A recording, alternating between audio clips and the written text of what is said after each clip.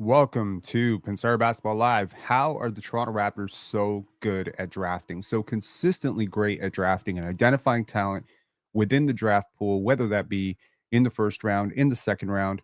If the Eastern Conference Finals are teaching us anything, watching Pascal and OG do battle, I apologize for the construction if y'all can hear it in the back. A little bit annoying, but we'll try to power through. Watching OG, watching Pascal, two of Masai Ujiri and the Toronto Raptors organization's greatest draft hits going back and forth, being critical cogs. I could argue OG has been the second to third best player on the Knicks. Consistently, Pascal has been the second best player on the Indiana Pacers. How is it that Toronto identified these talents, and how do they continue to field results that are better than the field? How do they do it?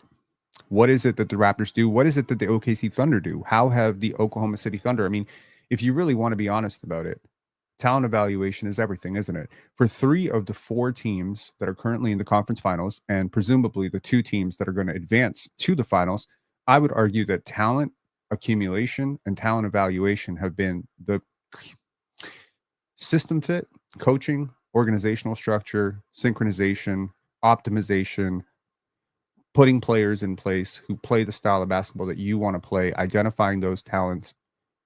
I think that has been the key cog to the Indiana Pacers' success, just as well as it has been the key cog of the Oklahoma City Thunder success. Now, surely, capitalizing on market inefficiencies, i.e., identifying talents that other people do not believe are as good as you believe they are, has been the key to identifying both of the two stars that are going to do battle in the finals. Think about it. Tyrese Halliburton, 11th overall pick, right? He was 11th or 12th. The Sacramento Kings used him as an off-ball player. The Indiana Pacers said, no. We are going to use him as our point guard of the future. And we're going to give you Domantas Sabonis because you're desperate to make a splash right now.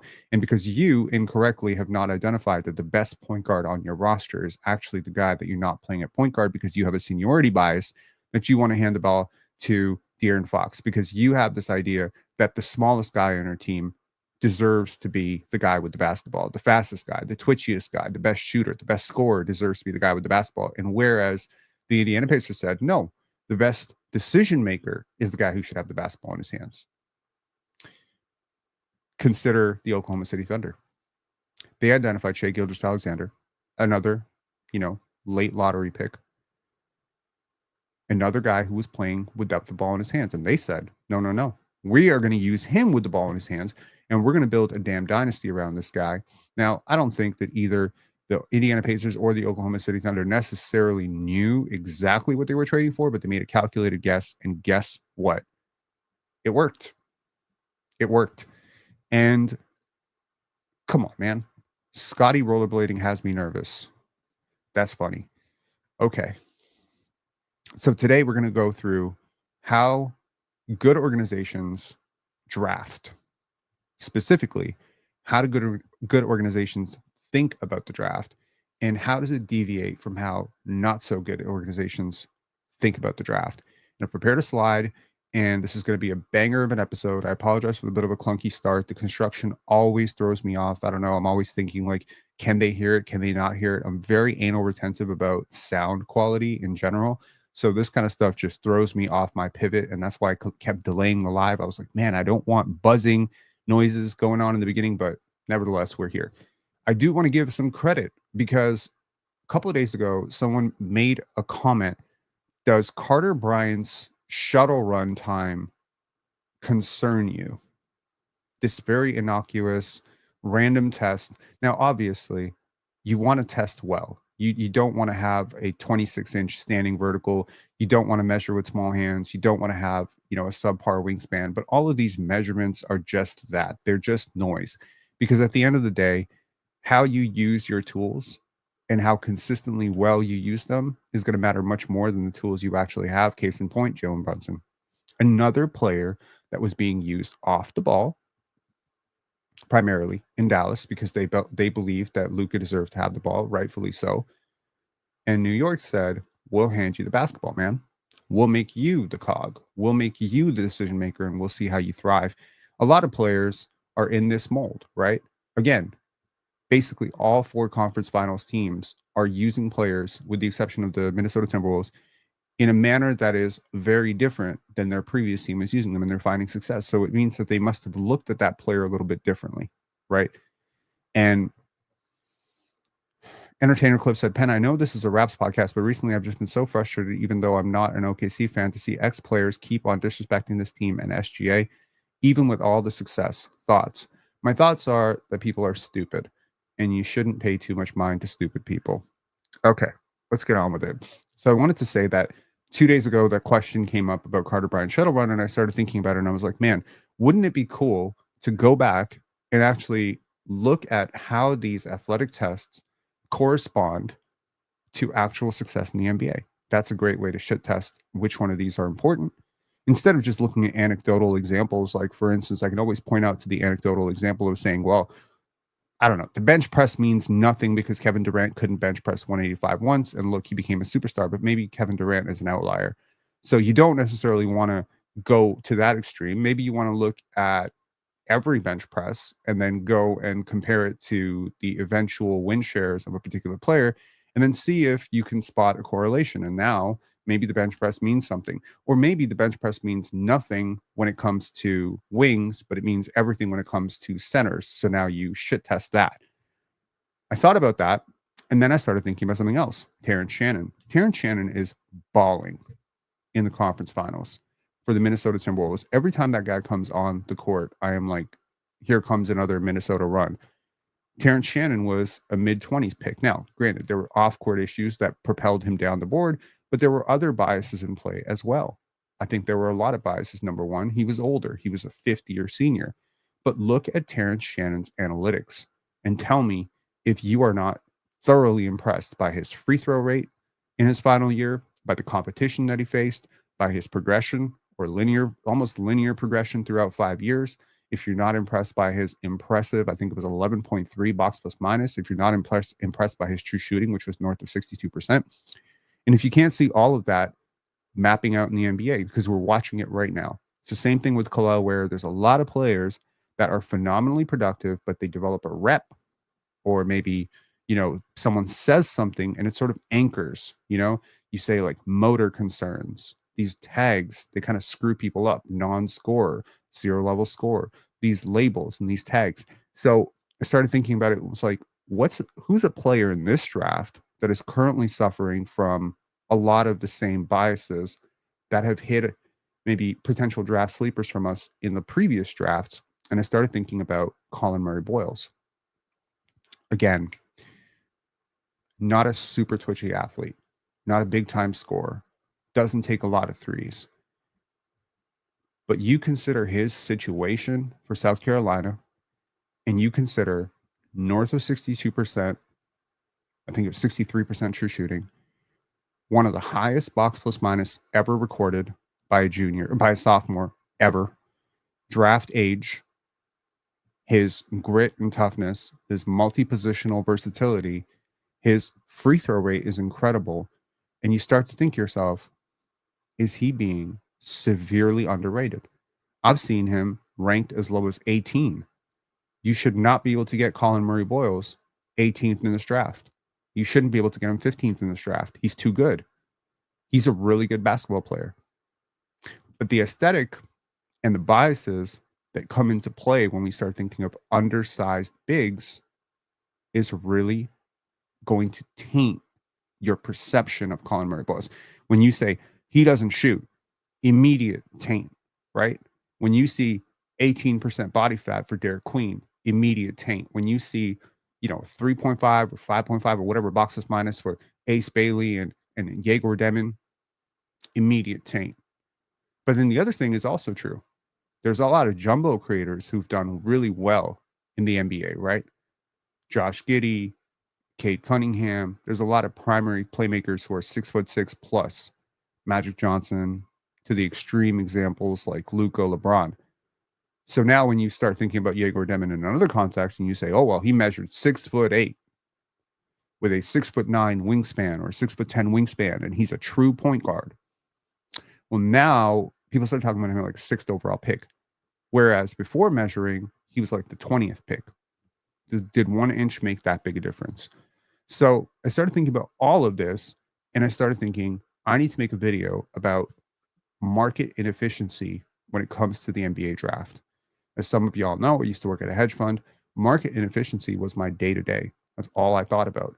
I thought about, I'll take a brief detour before I bring up the article and I bring up my slides, just to introduce the subject of market inefficiency. What you want to know when you're a day trader or a swing trader is, where is the inefficiency in terms of how everyone else sees it versus what's actually true?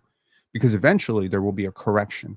The opposite theory of this is the bubble, right? When you have a stock bubble, like the tech bubble in the 99 2000, which wiped out so many retirement portfolios, what happened? Everyone started thinking about getting in on the next tech stock. Technology is taking over the world, the internet bubble, etc. The dot-com bubble, I don't know what you want to call it.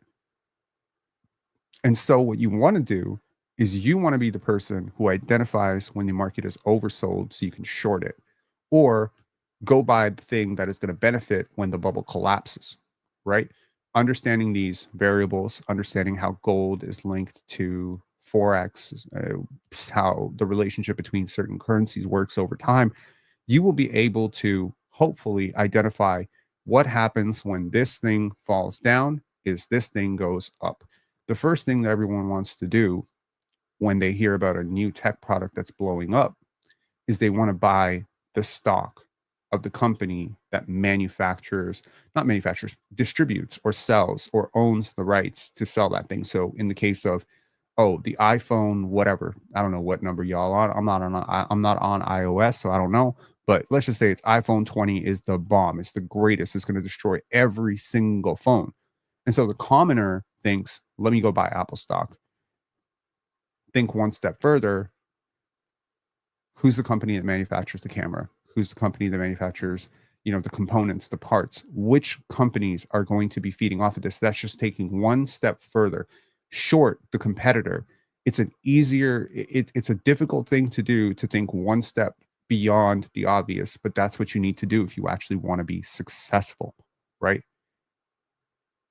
You need to think the way everybody else is not thinking, because what happens when everybody buys Apple stock on the same day? You create a bubble. It becomes overpriced. And what you want to do is you want to buy right at that point. But if you are the last person to the bull, the next day you're going to sustain like a 16% overcorrection. And if you bought on margin, it's going to wipe out your entire portfolio. So that's my point, is like, don't be that person. The other thing of that is, don't be the last person out. Don't be the bag holder. Don't listen to all the rumors that there's going to be a major shakeup and it's not going to be good and they're going to, massively miss their targets, and just watch the market dip, and then just be holding. Do something, man. If you think that the market is wrong, or the anticipatory, the analysts are wrong, then what you need to be doing is you need to be actually buying on the way down. There's no other way to do this. You have to, I've always believed in life, if you want to be successful, you can't do what everyone else does. So this article, which I came across somewhere fortunate, I just randomly stumbled across it, is a fantastic read. And I have linked this article down below. So after this video, you can definitely go check it out and read it. It's by Nick Oza. And Nick has a fantastic background in the stuff that would make him really good at writing something like this. He has he has a background in sports betting. He has a background in I think he has a background in stocks. So he has like a good idea of data analysis and statistical analytics and all that stuff. So he's able to really articulate all of this. And I just thought it was a fantastic article. And it talks about a lot of things. It talks about some of the things that I'm going to talk about in my slides. But I was preparing these slides and I was like, man, this article is brilliant. So, he talks about the source of an edge of the NBA draft market, undoing groupthink, upweighting super forecasters, right?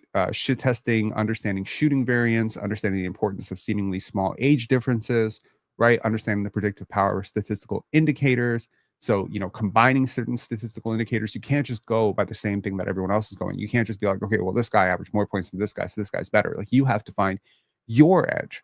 And what is your edge?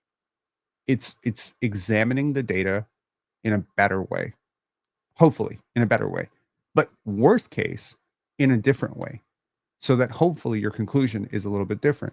And the undoing groupthink thing is very important, because when you look at a lot of draft analysts, right, what do they do? I think, well, I consider myself a bit of a draft analyst now as well, because I've been doing this for a while now. Most of us are pretty tainted by the opinions of the people at the top. That would be, The Ringer, ESPN, Bleacher Report. Everybody has Cooper 1. Everybody has Dylan 2. Everybody has Ace 3. Everybody has VJ 4. So what does somebody who's very, very low on Ace Bailey do? They put him at 4. What does someone who's really high on VJ do? They put him at 2. But nobody's putting VJ at 1, because you'd be laughed out, right? But if you really believe he's the best prospect, put him at 1. But they won't. They won't. They won't do that. It's the same thing with Ace. There are certain draft boards that I've seen where Ace Bailey is like 12th, 13th. I trust people who are willing to do that more than the people who downrate him as a prospect, but understand subconsciously that they can't put him lower than 5, because then they'll be too far away from Jonathan Givony, and now they'll be laughed out. The Sam Vicinis of the world.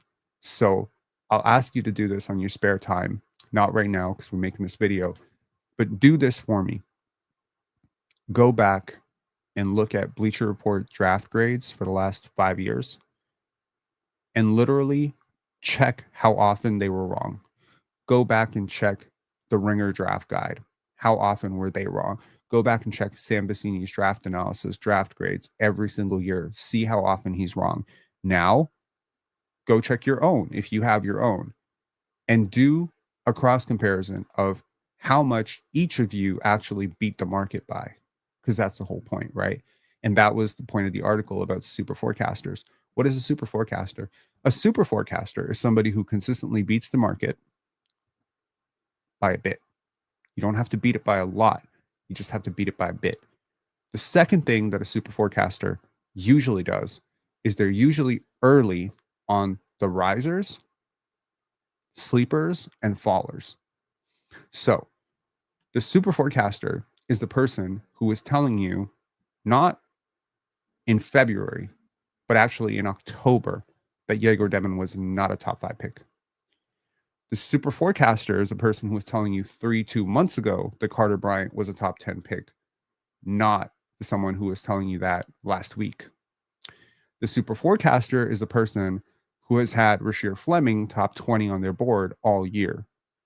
The superforecaster is the person who refused to put Derek Queen top 3, even when it was very popular to do so.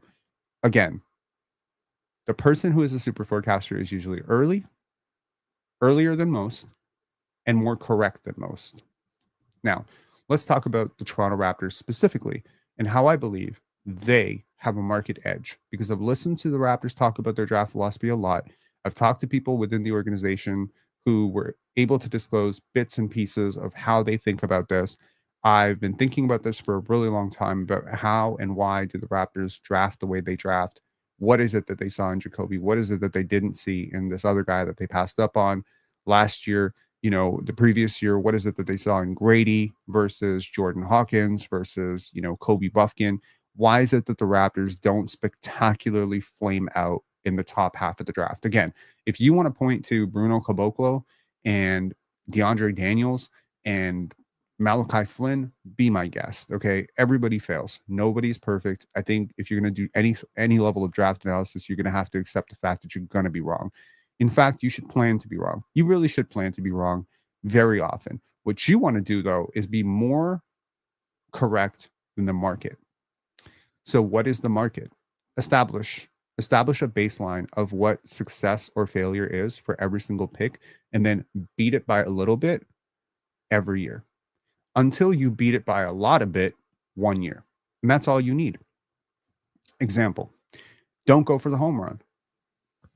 Sometimes you just have to sort of bunt. Like, sorry, I'm not a baseball person, so that probably doesn't make a lot of sense, or maybe someone's going to correct me. If you draft 7th overall 5 straight years, what's the goal? Is the goal to get a superstar every single year? No. The goal is to establish the baseline value of what a 7th overall pick typically produces and then beat that every year consistently. Beat it every single year, or at least beat it 4 out of 7 years. You're already ahead. You're already ahead of the average, right? This has to be the way you view draft evaluation. Jakob Poeltl is not a fail. He's not a fail. He is an average to above average 9th overall pick. Pascal Siakam is a spectacular success. But had he never achieved All NBA, had he just ever become a productive starter, he would have still been a fantastic success. Establishing the floor, establishing the ceiling, understanding what is the benchmark that we're trying to hit, and then beating that benchmark is how you do this. Okay, so let's go to the slide. Let me figure this out here. Got to make this a little bit smaller. Give me one sec, guys. There we go. So, is the NBA draft an efficient market? I would say 100% it is not. I think there are consistently overvalued things. There are consistently undervalued things. I think there are things we overtest for, overstress. I think there are things we consistently undertest for, either because the technology does not exist for us to test correctly, or our prioritization and anchoring bias in terms of, old school scouts saying, well, this is the way it's been done for generations, is sort of corrupting how we look at success and failure, or projecting success and failure for specific prospects. And the example that I would give you is go back and check out the draft profiles of superstars. With rare exceptions, the Wembys, the Shaqs, whatever, most of them are horribly wrong. An example is Giannis Antetokounmpo. Giannis Antetokounmpo is not a player. He is a concept. At 18 years old, even more so, he is unknown. He is raw. He is unproven. He is of African origin. He is of Greek descent. Well, Greek origin, African descent, whichever way you want to slice that. Does Greece typically produce great players? How does that hurt him? Are there lingering subconscious biases against African prospects not being the age that they say they are? Yes. How does that influence how you look at him? The rawness, right? The rawness of, has he played upper level competition in the EuroLeague? No, he has not. How does that influence you? The fact that he's foreign, how does that influence you? The fact that you can't really pronounce his name, how does that influence you? Now, flip the other side. How does it influence you that he has freakish metrics and that he's super fast? Well, now, again, most players like Giannis are busts. Most players with this profile are typically busts. Why? They're picked too high? They're mis-scouted? Or is it something about the athletic profile that seduces people into thinking something and then completely missing another thing? Is Giannis an outlier? I think you need to talk to him. When he said, in that little interview, that I believe I'm going to be this type of player in the NBA, I believed him. I don't know what it was about him, but there was something sincere about him. How do you quantify that? How do you quantify belief? How do you quantify an athlete's trajectory or work ethic? How do you quantify their self-confidence or their neurological, I'm going to call it atypicalness, like divergence from the norm, deviation from the norm? How do you quantify focus in tough situations? How do you test for that? Do you test for that? What about the hand size? Does that matter? What about the stride length? Does that matter? Are we testing for that? I don't recall a stride length test at the draft combine. Does it matter? What if Giannis had done spectacularly well in the bench press, but had not, what if he had not done well in the bench press? Do we have a quantifiable way to measure, or do we consistently measure when we're talking about this guy bench press 10 times, this guy bench press? Do we talk about the difficulty of bench pressing when you have super long arms? right? Typically easier to bench press when you have short arms, right? Giannis, KD, guys like this, Bruno Caboclo, super long arms. Has to travel further, way harder. So how do you quantify that? There needs to be a metric. We need to introduce a new metric of wingspan relative to bench press or something like that, right? It's the same thing with Draymond Green. How do you look at Draymond Green? Upperclassman, older, below the rim athlete, blah, blah, blah, blah, blah, blah, blah. But how do you quantify his hand-eye coordination? How do you quantify his agility, his second jump? Are we even measuring second jump? Are we measuring how quickly you land and get back up? Does that matter? Of course it matters. This is basketball. This is functional. What about balance? Do we measure for balance at the draft combine? So the draft combine's fucked up because it's not efficient. Because consistently we see players who fail at the draft combine and succeed in the NBA because basketball is not athletic testing, right? Get my point? Moving on. So I'm going to say outright, it is not efficient. What gives teams an edge? There's so many things that give teams an edge. Number one, the quality of your talent evaluators. Number two, the quality of your data modeling. Number three, and there's so many things that give teams an edge. The quality of your scouts and the proficiency and volume of your scouting, I think, matters a lot. The players that I'm very often most right about are the players that I very often most watch. That's why I gave myself the challenge this year to watch 8+ games of every prospect, no matter how much I dislike them initially, because that gut reaction to Grady Dick, when I watched Grady Dick like 2-3 years ago, when I watched him, I just kind of wrote him off immediately. He had such a disastrous performance, in one of the games. He was breaking everything. He was slow to process. He was not very twitchy. And I was just like, nah, this is not a Raptors guy. I don't need to worry about this guy. And I just wrote him off. He's not a Raptors guy. That's not the type of guy we draft. No, he's too much of a defensive liability. But had I continued to watch more, I might have felt differently, right? Jacoby Walter, similar thing. Watched him a couple times at Baylor. Didn't like his playmaking and feel. Thought he had a little bit of tunnel vision. Thought he drove into contested help. I was like, nah, this is the Ben Mathurin thing again. The Raptors don't typically like this type of player. Wrote him off. So again, this year it was like volume. I need more volume. I need more. I need to give this more space. I need to breathe this out a little bit. I need to scout deeper prospects. I need to go. The Raptors, presumably, there's a reason that I even identified Carter Bryant early on in this process, and I'll tell you why that was. And it was sort of funny because the Raptors were going to pick top 10, right? So it made sense for me, at least, to watch the guys who were actually projected top 10 first. So that means I was going to go watch Ace Bailey. We didn't know at that time that the Raptors were going to pick 9th. We thought the Raptors might pick 1st, 2nd, 3rd, 4th, 5th, 6th, whatever.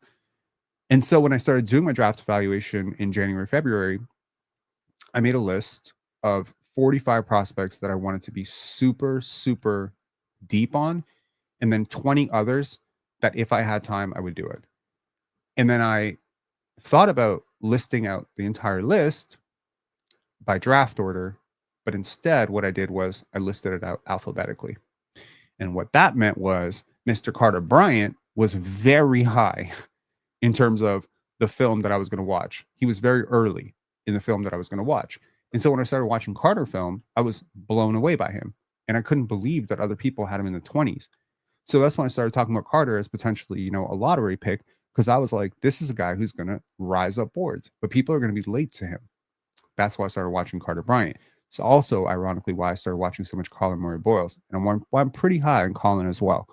So again, maybe next year I need to randomize the order because I don't want to, fall into the victim of always having guys at the top in terms of, alphabetical order higher on my board because I watched them first. But please understand, who you watch first is very, very much going to influence who, how you feel about who you watch second, third, fourth, fifth, right? What else gives teams an edge?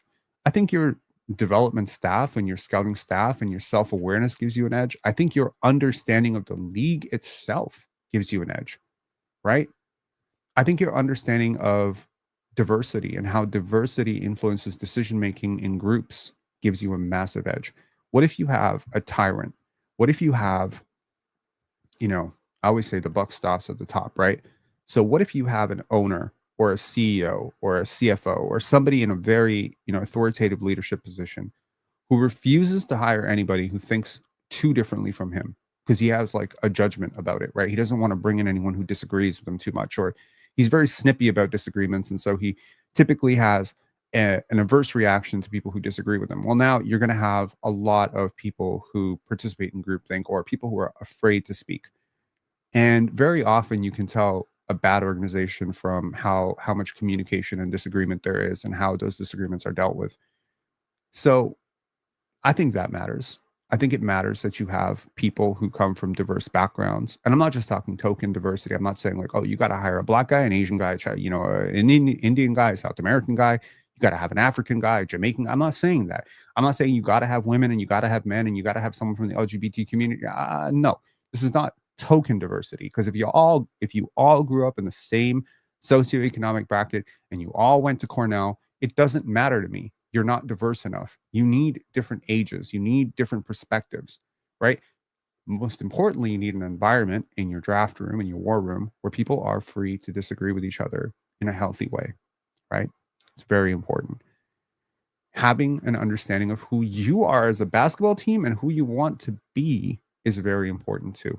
Because if you are a team that is exceptionally fast paced, it's going to matter that you're drafting a player who does not do well in fast pace, right? If you want to be a dominant post-centric half-court offense that plays a lot of zone defense, well, then now you really need to understand which players do well in that situation. I think there's a lot of things that go into giving teams an edge. What about data modeling and just understanding analytics? What about not leaning on other people's analytics and creating your own analytics, your own data models, your own tracking, right? Again, all of this is going to come into play when it comes to giving yourself an edge. Moving on. Groupthink and undoing the impact of biases. We all have so many biases. If a prospect walks funny, runs funny, has a deformity of some sort, a burn mark on their face, alopecia, if a prospect talks a little bit funny, has a lisp, if a prospect is good looking, not good looking, symmetrical faced, not symmetrical faced, if a prospect is decently proportionate or abnormally proportionate, if a prospect is a little bit big boned, like they look a little bit chubby, there's a little bit of an aesthetic element to it. If a prospect came from a blue blood, if a prospect, did Division II JUCO route, if a prospect comes from a country that you don't typically associate with basketball, if a prospect comes from a country that you do associate with basketball in a negative sense, i.e., the last 4 prospects from that country were all busts, right? Nicholas Skitishvili did a lot of damage to Greek basketball and how people view Greek basketball, just as Dirk Nowitzki did a lot of benefit to how people view German basketball players. I'll give you an example of actually, a front office that really sucks, and that's the Sacramento Kings. And they've sucked forever. Ask yourself this question. How many years in a row did this team try to draft the next Steph Curry? Go back and look at their draft history. This team was obsessed with Steph Curry. Don't ask me how I know, but they were just obsessed with this archetype of finding Curry. Nobody in the room said, bro, there ain't another Curry and we're probably not going to find him. They never really thought that everyone else was thinking about the same thing. We got to go find the next Steph Curry. They tried to create the next Steph Curry from Jimmer Fredette. They tried to create the next Steph Curry from Buddy Hield. They were sitting there saying, we found the next Steph Curry, Buddy Hield. Buddy Hield, the next Steph Curry. Come on, man. What is it that you don't identify in Steph Curry? Hand-eye coordination, work ethic, balance, coordination. You don't see any of that. What you see is shooting volume, shot volume. We want a player who takes a lot of threes. Remember Nick Stauskas? Stauskas. They were saying Stauskas. What they were thinking was, we're going to get the next Steph Curry because this guy shoots a lot of threes. We're trying to create the next. I think with Stauskas, they were actually trying to recreate Klay Thompson, which is really funny. How much does being in Sacramento, being in such a close proximity to the Warriors in the Bay Area, how much did that proximity and trying to recreate something like what they have, right? Oh, I will never forget this. Nick rocks. Oh God, right? How much of Eddie Curry's stock as a draft prospect was rooted in how people felt about Shaquille O'Neal? Never once thinking that Baby Curry was not, sorry, Baby Shaq was not Shaq. I remember a Greek prospect who was considered the Greek Shaq. If I apologize for our Greek listeners if I've messed this pronunciation up, but his name was Sophocles Shortsanitis. Watch him play for 5 seconds, and you see there's not a Shaq here, but the aesthetic looks like Shaq. Looks a little bit like Shaq. He's bulky like Shaq. He's powerful like Shaq. He's nowhere near Shaq. Doesn't have the footwork of Shaq. Doesn't have the speed of Shaq. Doesn't have the coordination of Shaq. Doesn't have the mindset of Shaq. But no, you want the next Shaquille O'Neal, right? So it just keeps happening over and over, where we have these sort of biases. What else do we have biases towards? Some people have a bias towards race. Some people want to avoid white players. Some people don't want to draft black players. Some people don't want to draft Indian players or Asian players or South American players. They have a bias. They don't want to draft people from Mexico.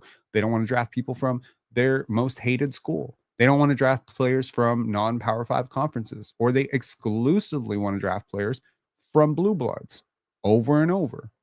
And they don't realize that these biases are shaping their understanding. What about injuries, right? An athlete who has an ACL tear, how much does that scare teams off? Are you even willing to look at his medical bill and his medical chart and see how well he's recovered from that? Go consult your doctors and just say, okay, I know he had 2 foot injuries, but are you willing to let your doctors do their work, is what I'm saying, right? What about the well-spoken bias? I mean, this is just completely, but a prospect that kind of comes in and just charms the shit out of you, right? He speaks like he could have been your son. He has this impressive vernacular, and it's so articulate, and he's so good at expressing himself, versus the prospect who kind of mumbles through their answers, right? Doesn't give you so much eye contact because he's a little bit uncomfortable that his teeth aren't straight. What about the athlete that doesn't have very straight teeth? There's so many biases, and you don't want to admit it, but it's true. The things about people that are consistently shaping their tone. An athlete with a higher tone versus an athlete with like the lower tone, the guy who kind of speaks a little bit like this, you can ascribe elements of like masculinity and toughness to someone who speaks more like this, right? Misleading title, not going to lie. It's not misleading at all. This is exactly how the Raptors do think. Like, what's wrong with you? Sorry, that bothered me like fucking hell. Like, don't accuse me of clickbaiting, bro. You can go fuck yourself. That's not it. And again, look at that. The bias, right? I just said go fuck yourself to a chat member, right? That is immediately like a red flag to a lot of people to be like, oh, this guy's a bad guy. He doesn't blah blah blah. He's you might assume based on how I talk sometimes that I'm not educated at all. You might assume based on how I react to this. Hold on. Let me frame your dumbass comment here. This dumbass comment, you might assume based on this, my reaction to this dumbass comment, that maybe I'm not that mature. The tag of not mature, right? Maybe I'm mature in certain areas, but I'm not mature in other areas, right? That's the whole thing, right? So maybe this prospect is super mature in terms of how they answer your questions, but they're not super mature about how they handle their diet, or they're not super mature about how they handle their sleep, or their circle, or their parents. You need to shit test all this, right? You really do. You need to. Moving on.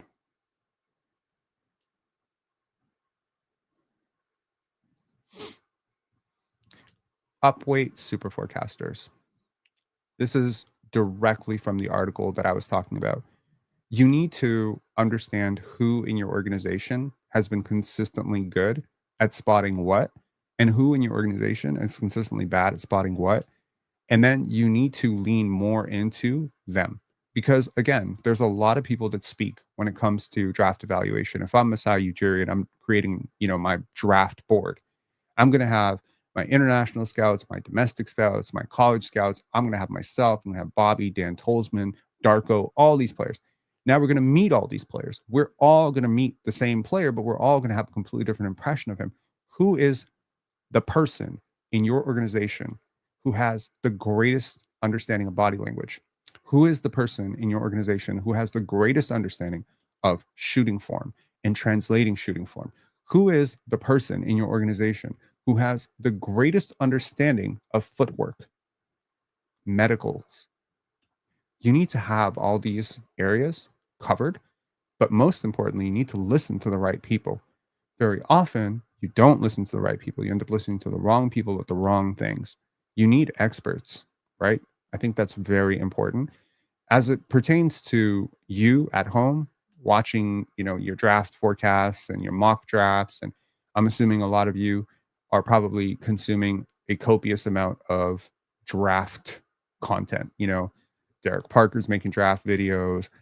Hoop Intellect is creating draft videos. Sam Vecini's talking about draft videos. Florence Ceiling's talking about draft videos. There's so many people that are talking about draft.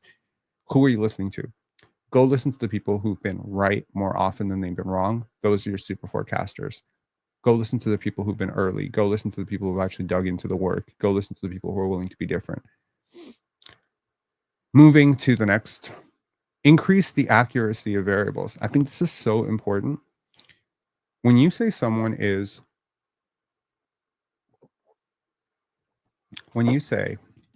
like, look at draft age, right? It's so weird to me. Malcolm Gladwell did this entire thing about outliers, right? And he talks about how there's this consistent trend of players who were older in the year, right, performing better or being overrepresented on national teams, i.e., when you consider the gap. I don't know when y'all were born. Let me know. Let me know in the chat what your birth month is. In America, school year starts based, like, your grade or what grade you end up in is based on what age you are at the start of the school year, which means you're going to have the oldest kids are usually like September 26th, October 1st, November, etc. However, in Canada, what you have is an overrepresentation. Like, the oldest kids are typically the kids who were born in January, which means the youngest kids are ones who were born in December. Whereas the same kid in the United States would be actually one of the older kids if they were born in December, November. I am, of this group.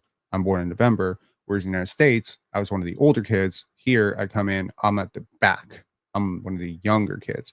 So it's very interesting when you think about that. What happens in grade 3 when you put kids in a group, right? You're all grade 2s. Okay, forget grade 3. Let's go to grade 6, grade 7, because this is right around the time that the height starts to come, right? What happens in grade 7, right, is you are going to have one kid who had their growth spurt 7 months ago and one kid who is like 2-3 months away from their growth spurt.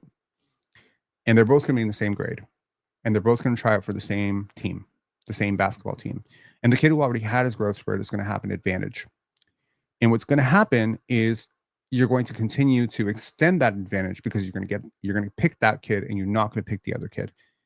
And the next year, the kid who got picked is going to be ahead of the kid who didn't get picked, even though now they're the same height. The kid who got picked earlier because he had his growth spurt, because he was old for his grade, that kid is going to have an advantage consistently. And he's always going to have the advantage as long as these two kids are in the same grade. And again, the advantage is going to taper off as you get a little bit older, because the gap between these two players is not that great. However, consider the gap in age or in development between an 18-month-old baby and a 8-month-old baby. Enormous, right? But it's just 10 months. But that 10-month gap continues to shrink, but it never completely evaporates. It shrinks and shrinks and shrinks as you get older, right? So when you are evaluating a player like Jeremiah Fears or Noah Senge or Colin Murray Boyles or Cooper Flag, Ace Bailey. These are all players who were considerably younger for their class, right? And so when you're evaluating them, you have to add some element of grace. And if they did super well, like with Cooper being like the youngest player in the country or one of the youngest players, he is the youngest player in this draft. For him to be the best player in this draft as the youngest kid in this draft is like a super outlier of outliers. I don't remember the last time a player was the youngest player in their draft and also the best player in the draft, other than maybe LeBron.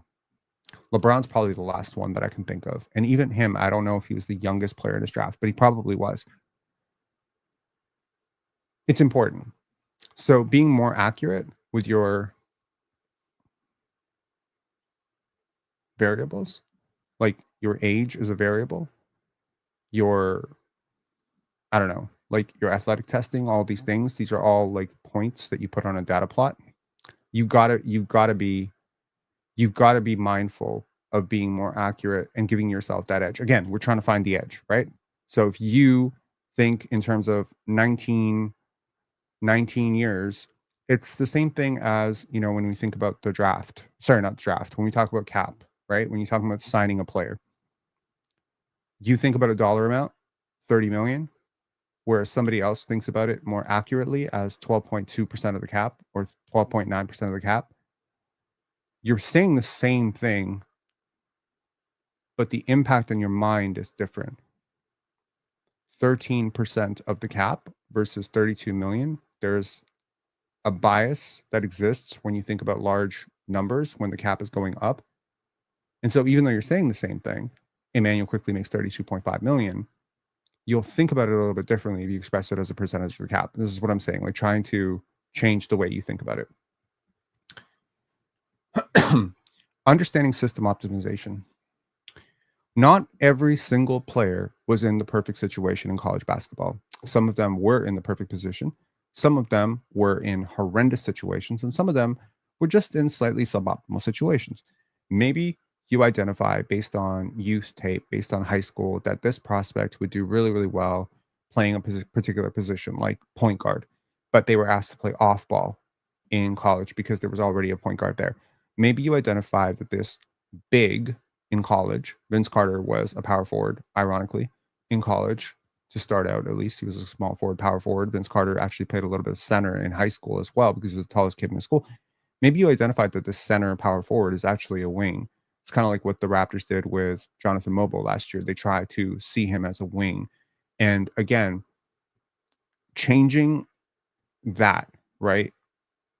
Jonathan Mobo was a upperclassman, 5-year senior, 4 or 5 year senior, JUCO, right? The JUCO route. But he was the guy for his school, right? He was the guy at San Francisco. So he was the guy. And he's like this point center hybrid type of guy. And they're like, what if we turn him into an off-ball wing? Which is not a position that he has ever played. He has almost always played either point guard. You know, when he was younger, he played point guard. And then when he shot up, teams started throwing him at center because they needed a center with his wingspan. But seeing him as a position that he's never really played at a high level, that takes guts. System optimization, role optimization, understanding that is how you get Obi Toppin to the Pacers. Understanding that in Tibbs' system, which was very half court dominant, not a lot of movement, not a lot of transition, grind it out, that maybe a guy like Obi Toppin's decision making was going to be really exposed.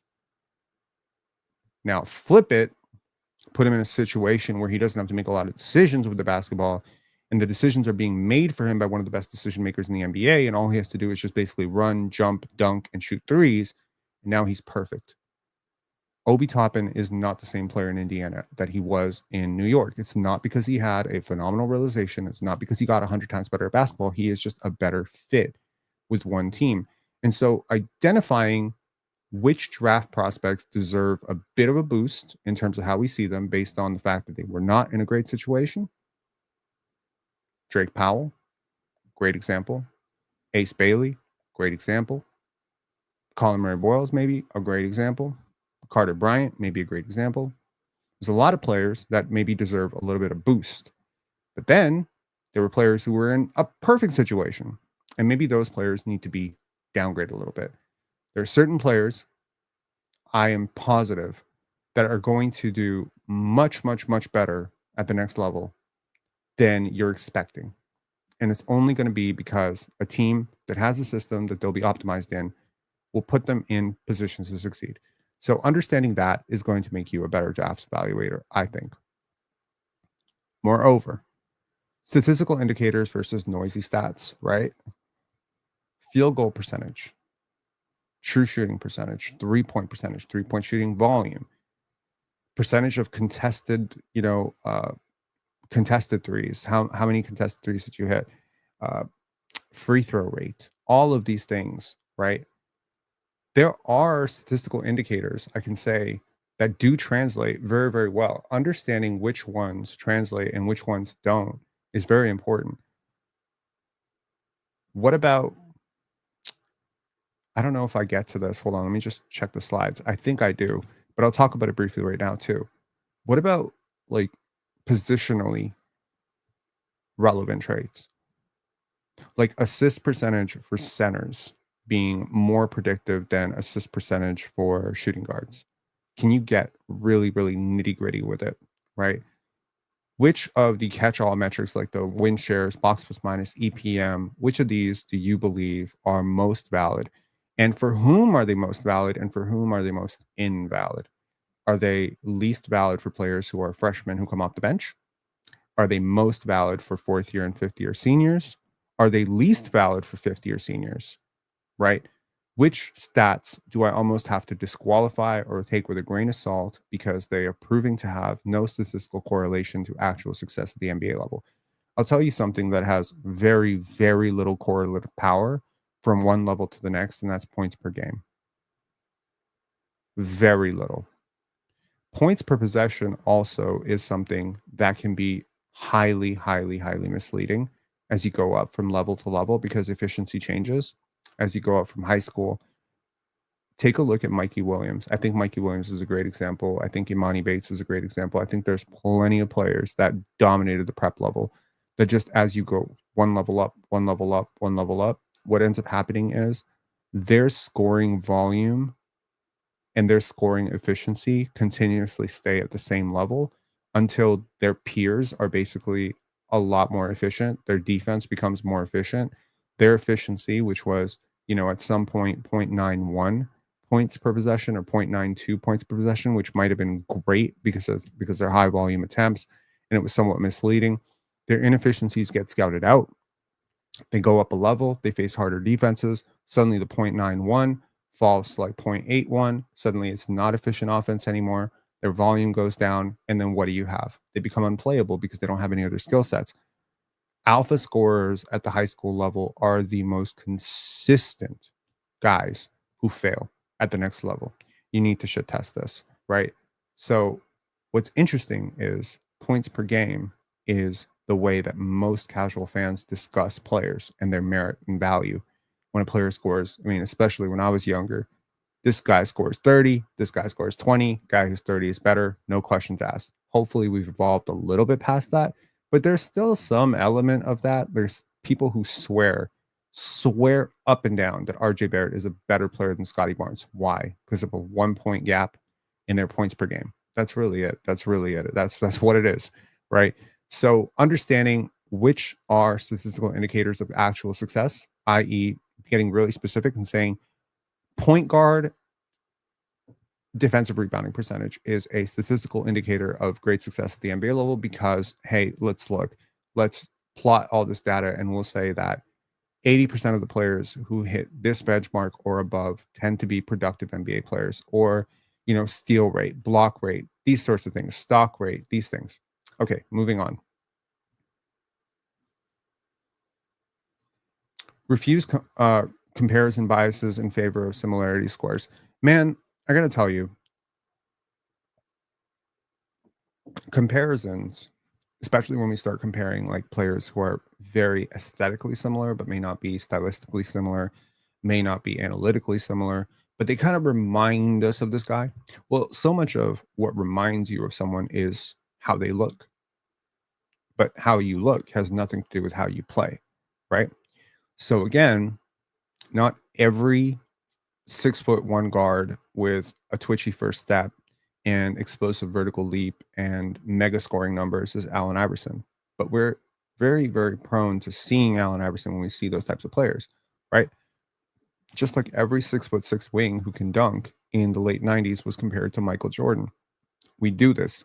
But when you see a player as the next so and so, like let's just say we start a propaganda movement that Hanson Yang is still growing and he may become the next Yao Ming.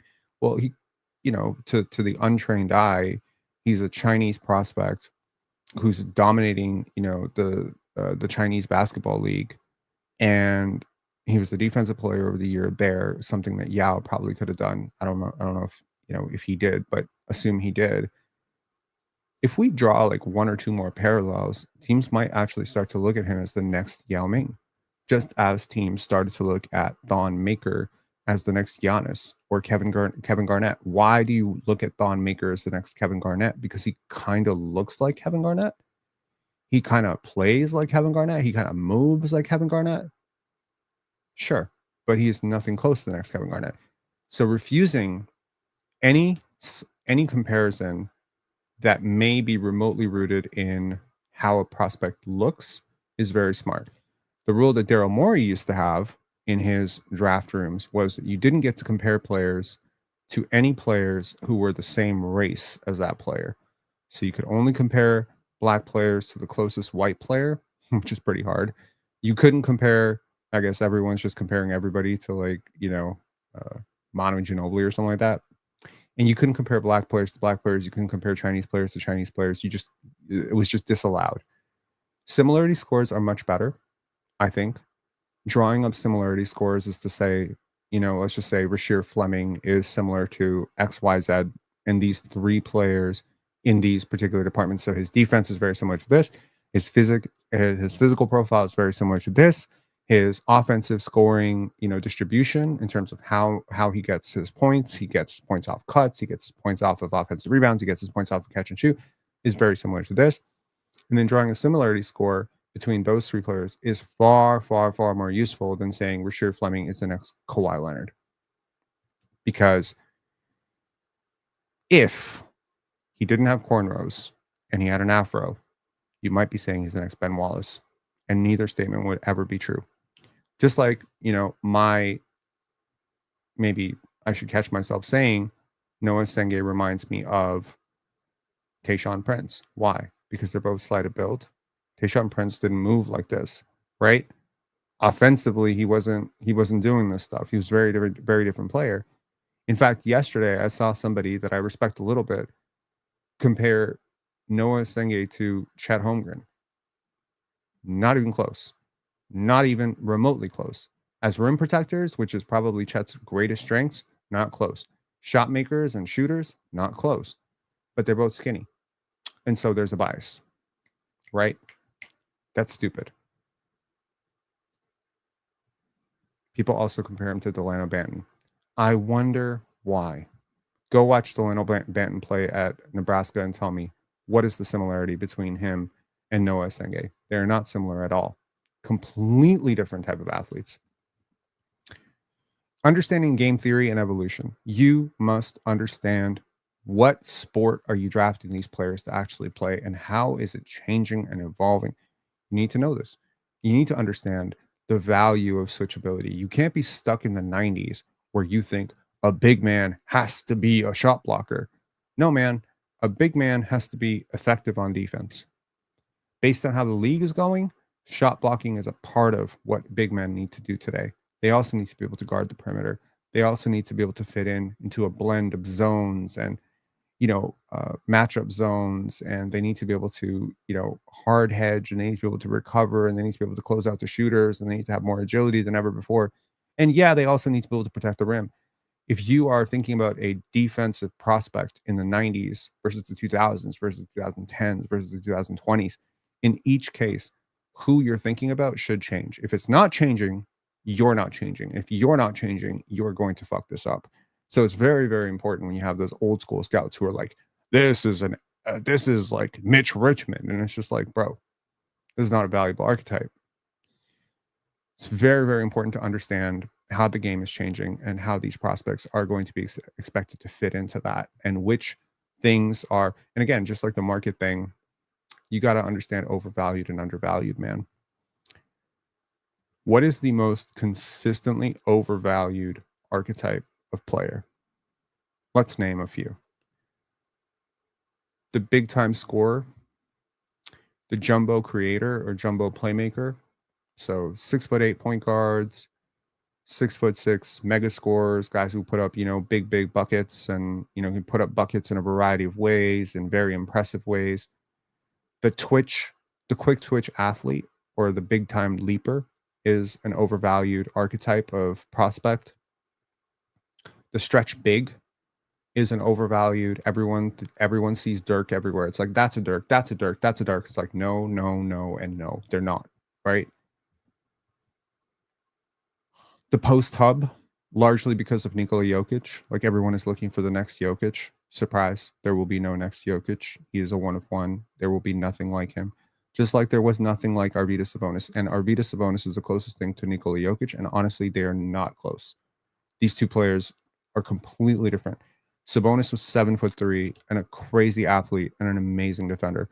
Jokic is a slow, plodding, 6'11", 6'10" guy whose entire game is based on feel and balance and coordination and seeing 3 steps ahead. You don't get two players like this in 50 years. You just don't. Okay. So again, you might see Jokic in Derek Queen. I don't, but that's that. What about the next Steph Curry? Like the big, deep shooting guard prospect, right? So any prospect who can shoot like Caitlin Clark or Steph Curry or one of those tends to get overvalued. What about undervalued? Who are the undervalued archetypes? I would say the connective wing who can't shoot well. So your connective big wing who can't shoot. I'm thinking at the time of the draft, Tamani Kamara couldn't really shoot that well, but good defender. Scotty Barnes. This year, Colin Murray Boyles. That type. The tweener guard, the undersized 2 guard, I would say is greatly undervalued.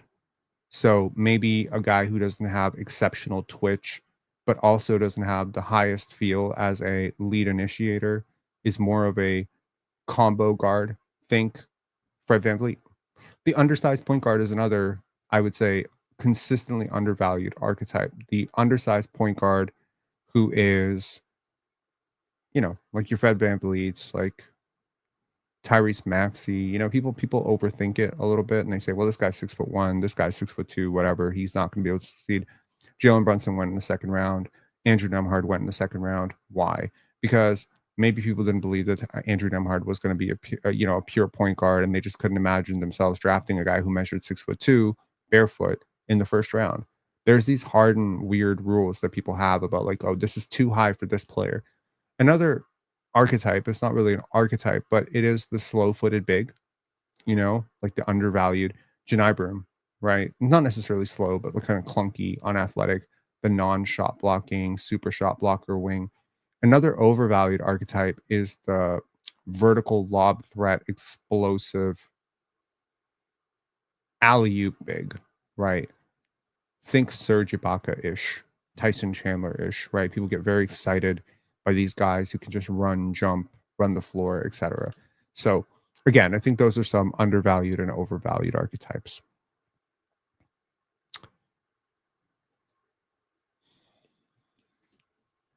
Overvalued versus undervalued positional traits. Okay. There's an idea that we have about every single position on the court, and I want to tell you that most of it is completely bullshit, right? We have this idea that your big must be a good rebounder. We have this idea that your guard must be a great passer. We have this idea that your wings must be great shooters. But what about the guard who's not a great passer? Can they not succeed? What about the wing who's not the greatest defender, or the wing who's not, necessarily the greatest point of attack defender, or the wing who's not a great shooter? We have an idea that if you're on the perimeter, you should be able to shoot from the perimeter. But what about this wing who doesn't shoot that well from the perimeter? Do we just gloss them over? Right? What about the big who doesn't rebound that well, doesn't block shots that well? Well, now we might be overlooking that player. What about the inverse of this, which is the guard who rebounds at an exceptionally high rate? We might overlook that because we don't think about rebounding as a guard trait.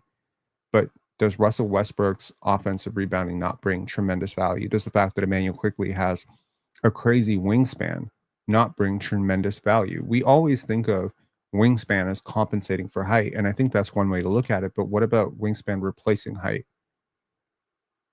You might look at Emmanuel quickly as a 6'3" guard who's compensating with a 6'9" wingspan. I see a guy who effectively plays 6'5", right?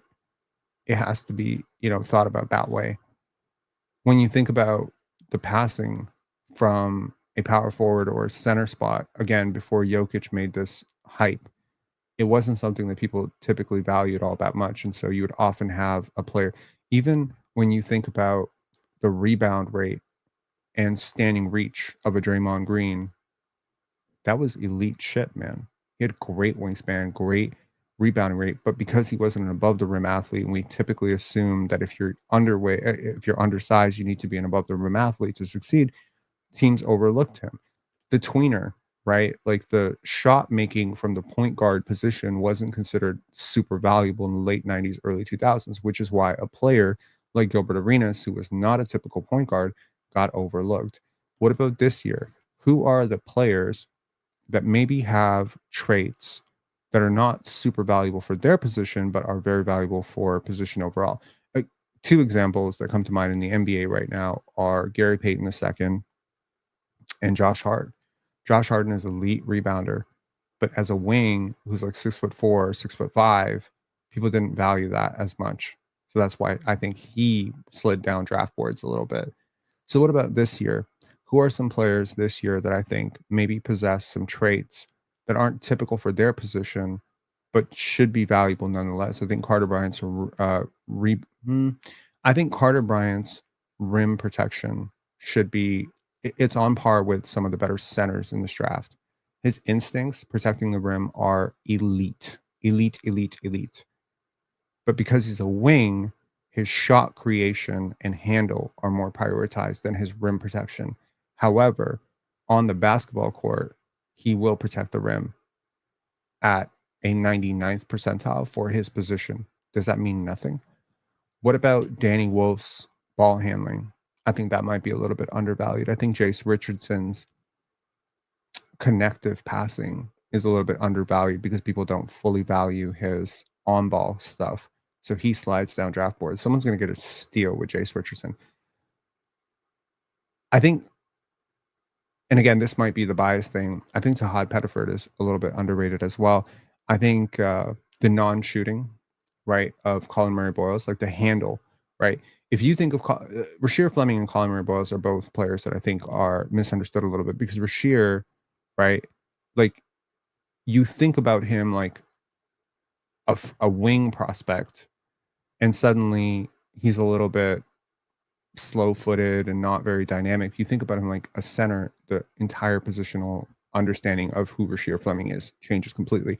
Colin Murray Boyles is a guy who's a very, very low volume three-point shooter who didn't take threes at all as a freshman, but is starting to take threes and is working on it, but does not shoot it well.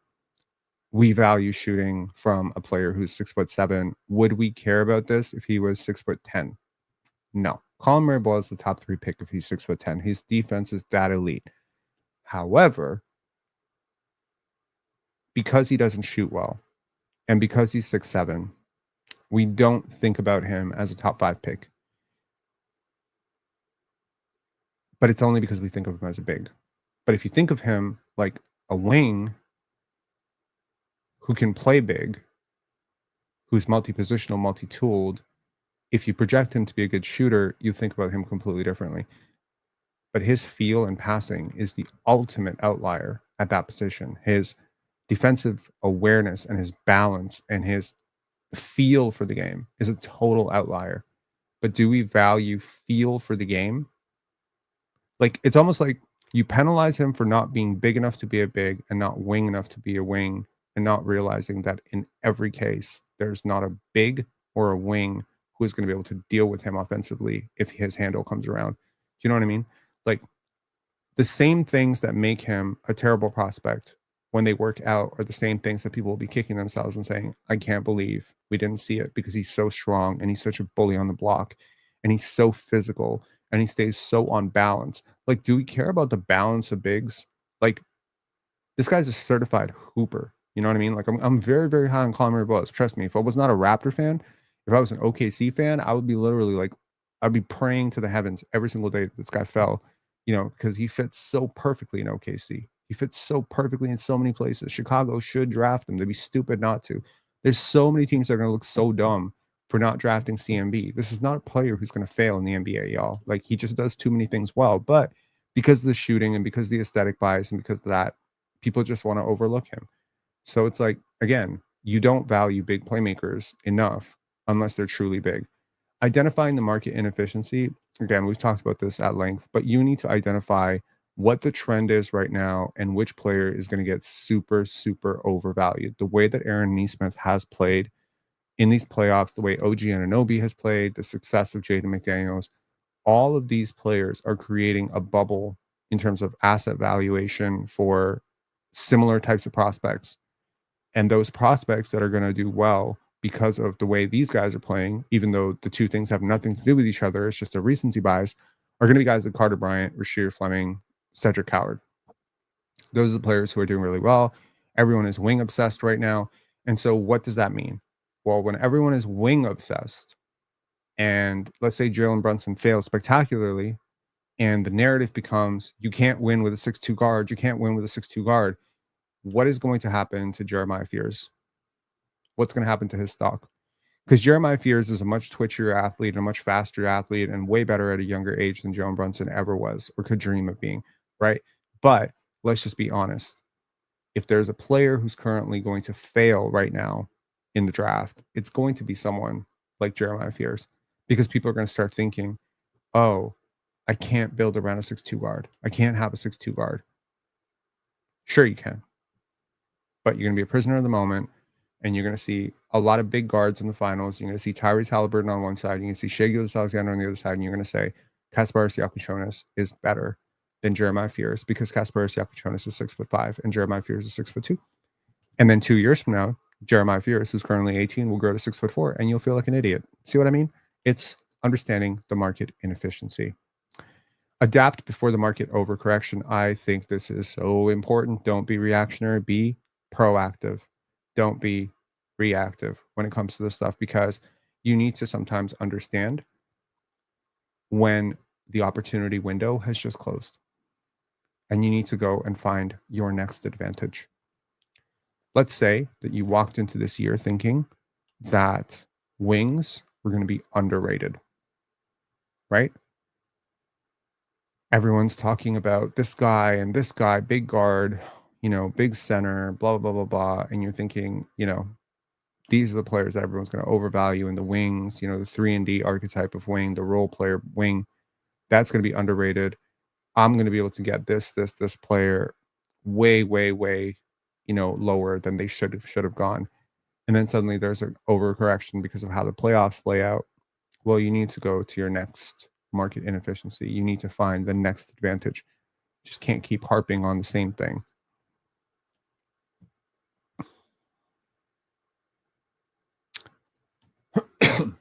Biases are real, man.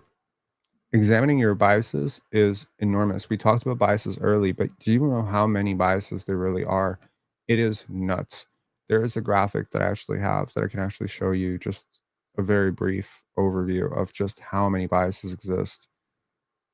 What is it? Just take a look at this. I mean, my God, man.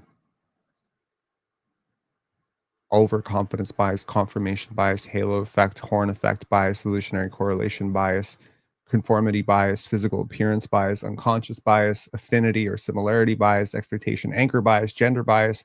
Doesn't apply to NBA basketball, but nevertheless, contrast effect bias. There are hundreds of biases at play when we are talking about NBA players and projecting, you need to be understanding what those biases are and moving to adapt to them and factoring for them when you are going to be saying like this player is blah blah blah. You need to understand why you feel that way. Okay, be adaptable when others overreact, right? Sticking to your guns. It's kind of the same point that I was making earlier about like understanding when other people are diving off the cliff because they're overvaluing this archetype. Be willing to play devil's advocate, be willing to go to the other extreme, be willing to play the opposite corner, because again, not everybody is going to, most people are going to want to go in that same direction. It's the herd mentality, right? Everybody wants the next jumbo creator because Cade just had a good season. So now everyone is looking for the next Cade. Or, you know, right now, as I mentioned with Aaron Neesmith, that player archetype is going to become more valuable. Okay. So now you need to be able to say, well, if that becomes overvalued by 20%, what is becoming undervalued by 20%? And now go try to find that, right? Understanding that team building is always systemic. You know, there's this old quote by one of my favorite writers, Randy Pausch, and he said that systemic problems require systemic solutions. And team success on the grand scale is always a systemic thing. It comes down to every element. Think about it like a car. If one part of your car doesn't work, more likely than not, it's not going to work, right? So the whole thing has to work on a system, and there has to be a smooth movement of information and, you know, delivery of information and sharing of information between all these groups. But then it also has to be a good balance of, you know, elements and strengths and weaknesses that are compensated for. It is an organism. Your organization is like a living, breathing thing, right? If you ever want to see how vulnerable a system is to corruption, drop a drop a few pieces of mud or dirt in clean water. Now run the water and see how long it takes to get that dirt out, right? This is a system. You need to have checks and balances in place.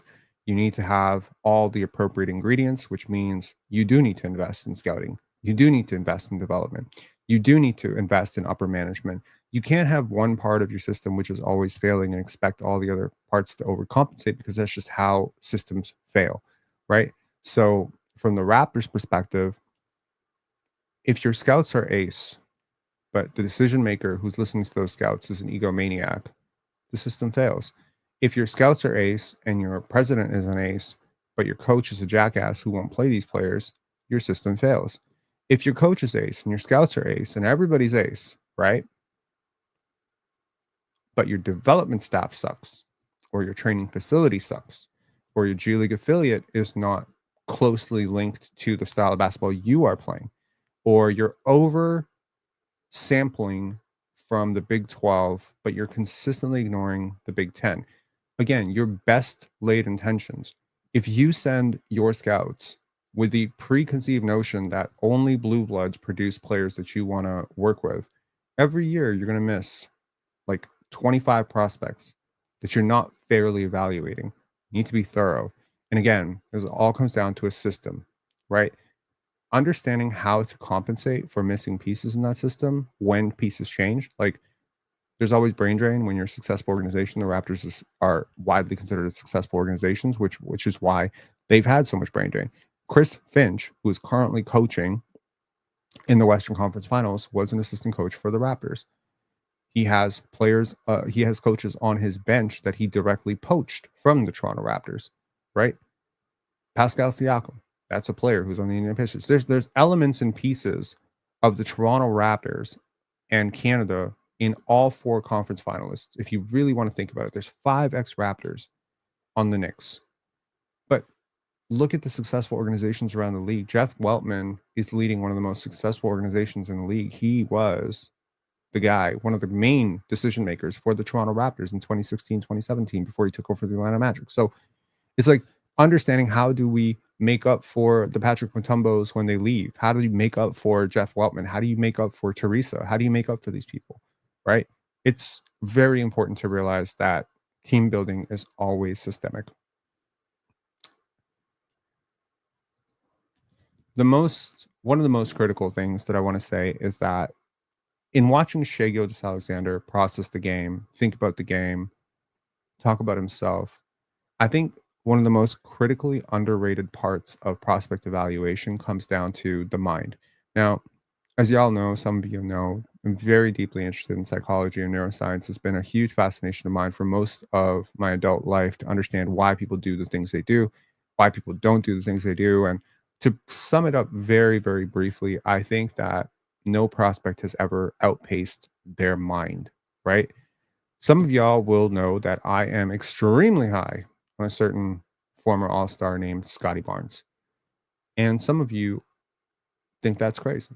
Some of you think that the scoring efficiency and lack of scoring progression and handle progression should have me lower on him. But there's something about Scotty that I trust when it comes to his mind, his imagination, his ability to see himself and how he sees himself in relation to his peers. It shows up in moments where he goes up against a Giannis or a KD. You know, when you see a player who consistently shows up against the biggest competition, that's when you know this is a strong mind, right? Because most people in the moment when they're on the road against a superstar, those are the moments where most people fail.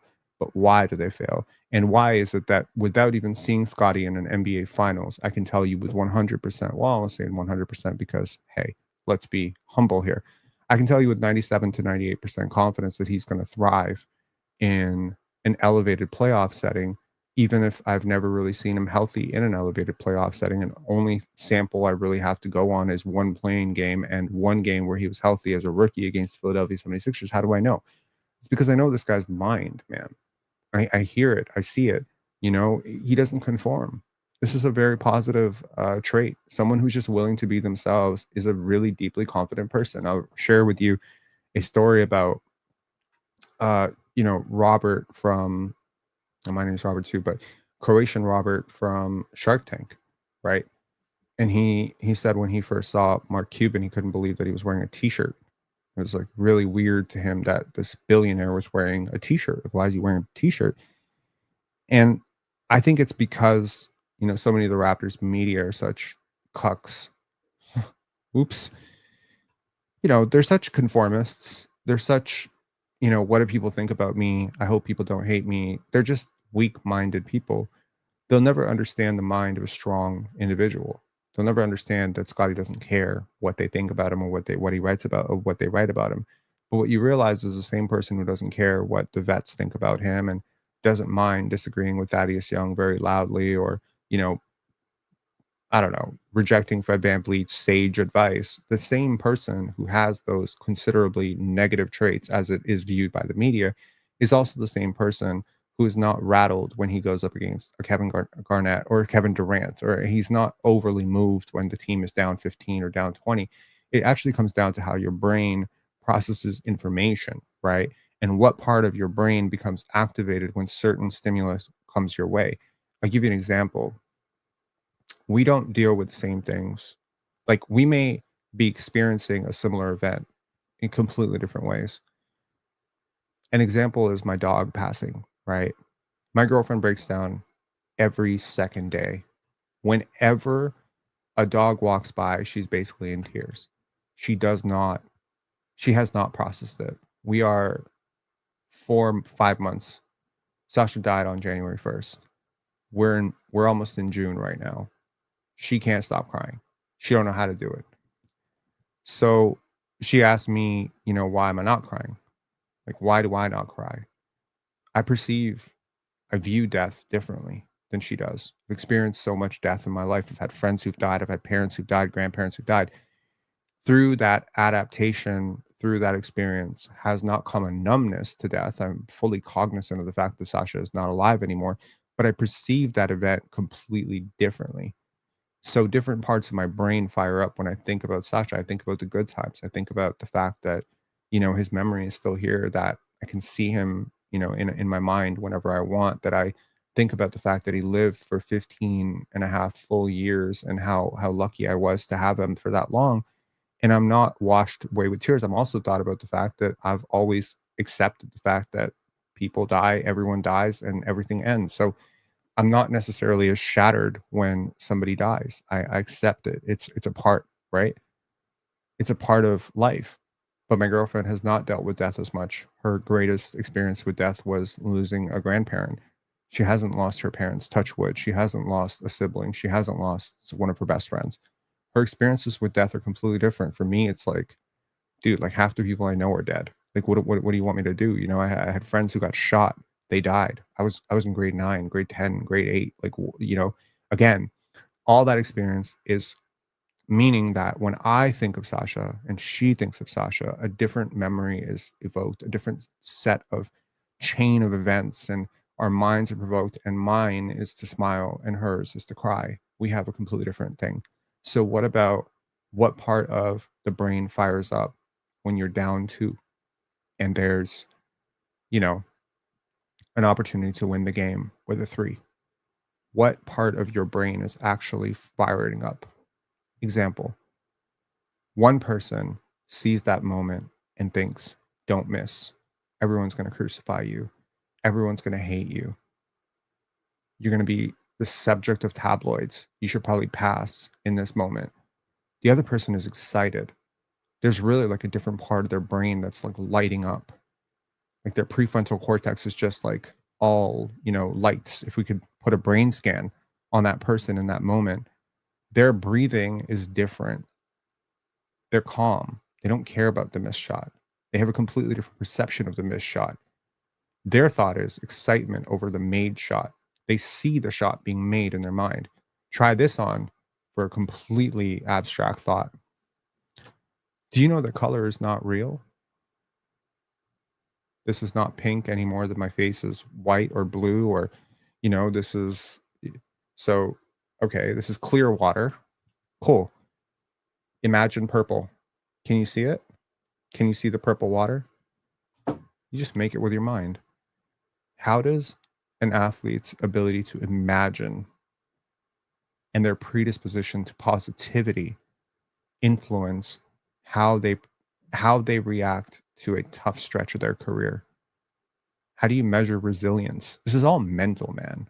This is all mental.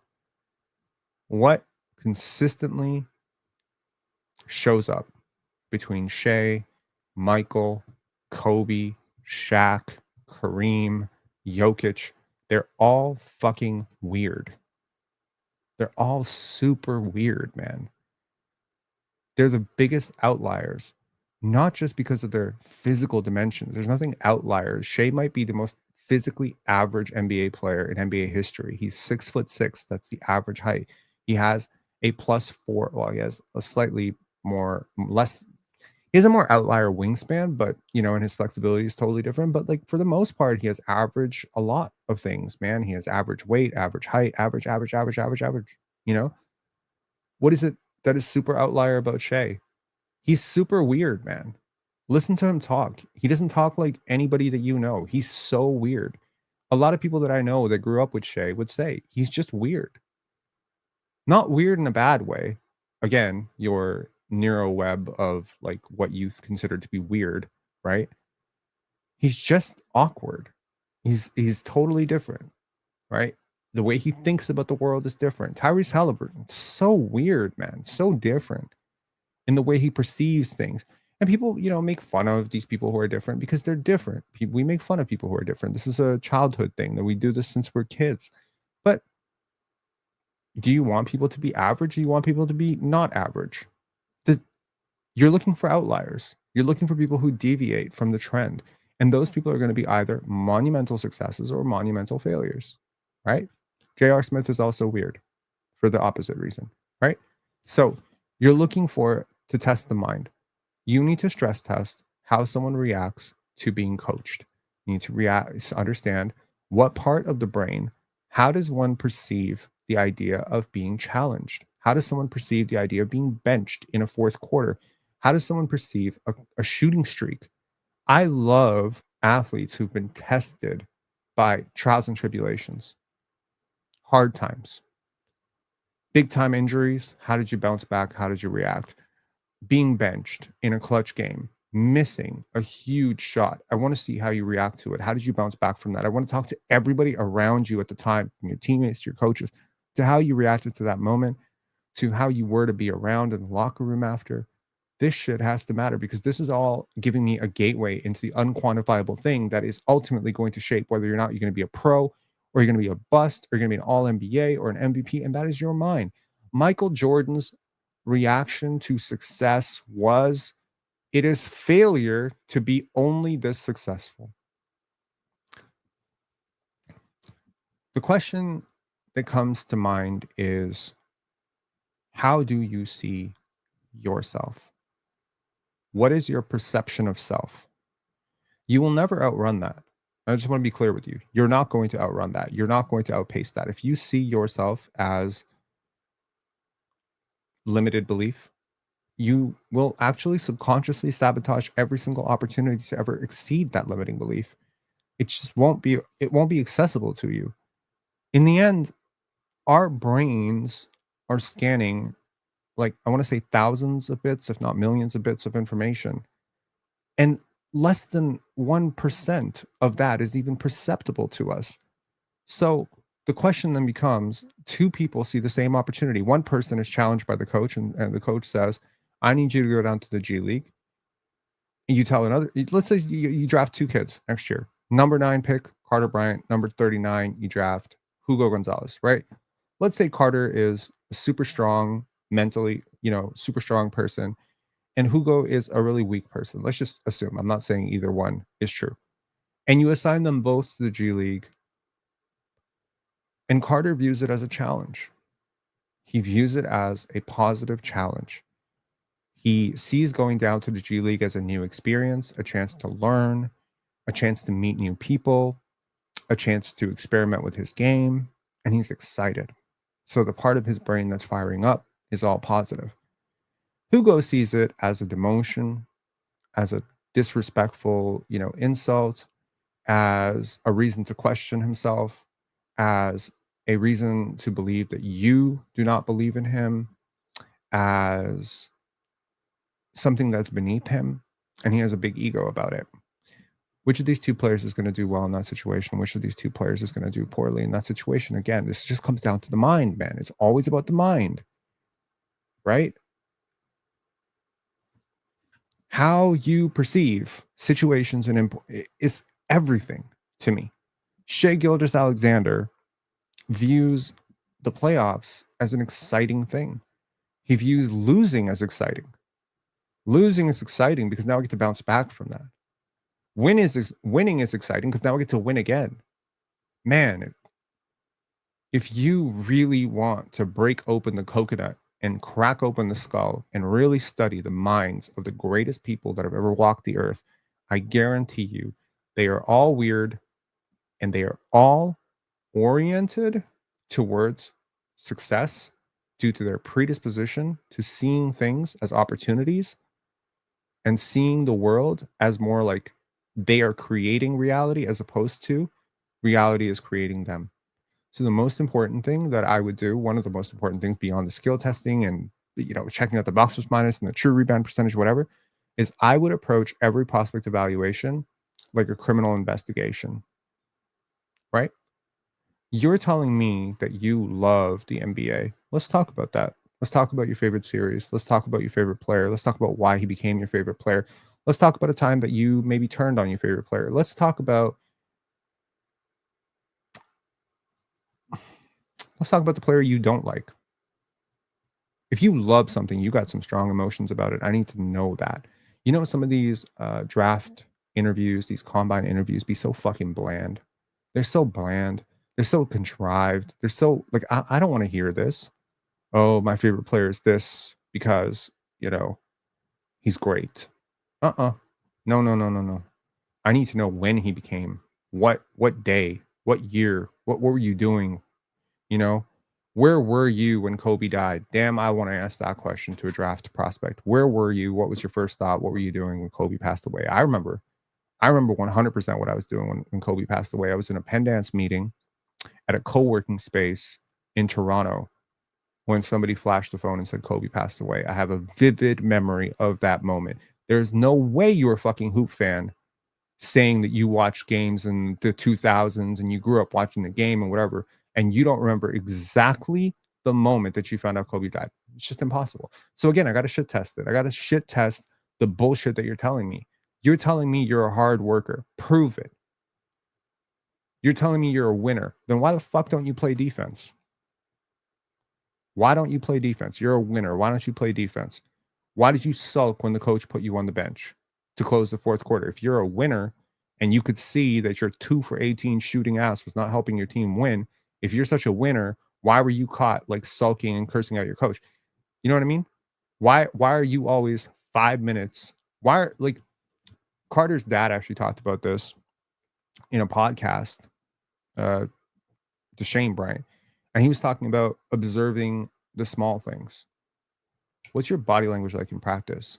If you're a winner, if you're truly a winner, why do you never pick up your teammates? If you're truly like watching basketball as much as you say you do, then why don't you know about Keon Ellis?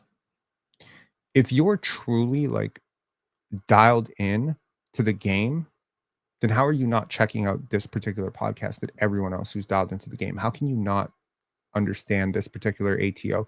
How, you know what I mean? Like, if you're truly a professional and you're telling me you want to be great, why do you roll in 5 minutes before practice starts every day? Need to know this shit, man. You need to know this shit. And this is where I say you must approach it like a criminal investigation, because everything these fucking prospects are telling you is I want to be a hard worker and I want to do whatever the team needs from me. But if you truly are the type of person who's going to do anything the team needs from you, then why do you never do what the team needs from you? Why is it that your entire youth career and your entire collegiate career is showing me that you only do what you want to do? I ask you the question, what do you want from basketball? Like, what do you actually want? I'm sitting across from a draft prospect and I say, what do you want from the game of basketball? And you don't have a good answer for that. Where do you see yourself in 5 years? As contrived and as bullshit as that question would be, the quality and the depth of your answer tells me everything.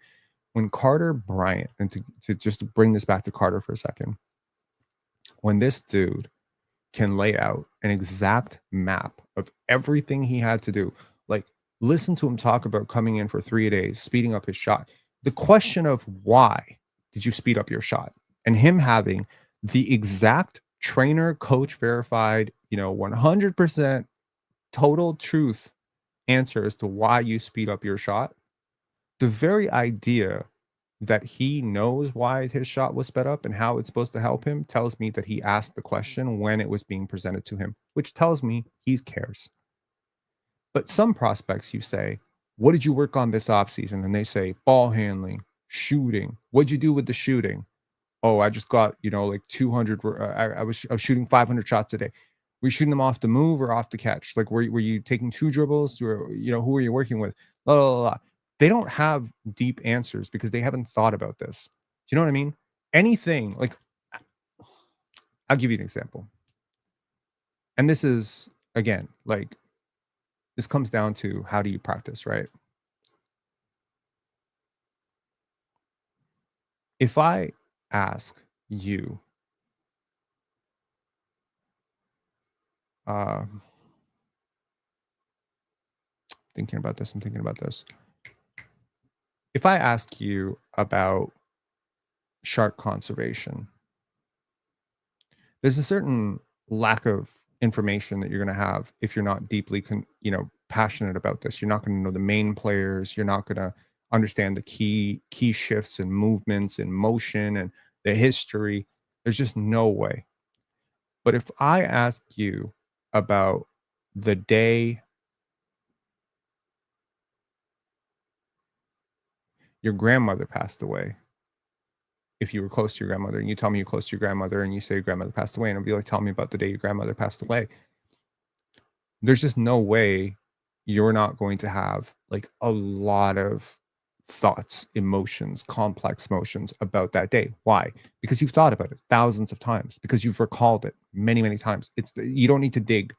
You don't need to dig about things that are very familiar. So if I ask you, why did your trainer speed up your shot? And you have to dig too far back, I already know you weren't there. You didn't care. You weren't there. And I know that might sound harsh, but any prospect, what be it Shea, be it Michael, be it Kobe, can give you detailed fucking reasons for why things were done in training. Why? Because they demanded answers for them when those changes were being made. Michael knew exactly why his calves were being strengthened. Kobe knew exactly why he was adding upper body strength, or why his shot needed to be changed, or why this needs that. Ask Steph. How detail oriented is Steph? You can't be successful in the NBA if you're not detail oriented. I'm sorry to tell you. Everything is a game of inches and milliseconds. You have to be in love with the process. If you're not in love with the process, I'm out on you. So again, it comes down to this. I give you the rope to hang yourself if you're a prospect. If I'm evaluating you as a prospect, I'm giving you open-ended carte blanche, talk all your shit. Talk about your favorite team, whatever. And now I'm going to shit test the fuck out of it. And if you fail, I know you're not being honest with me.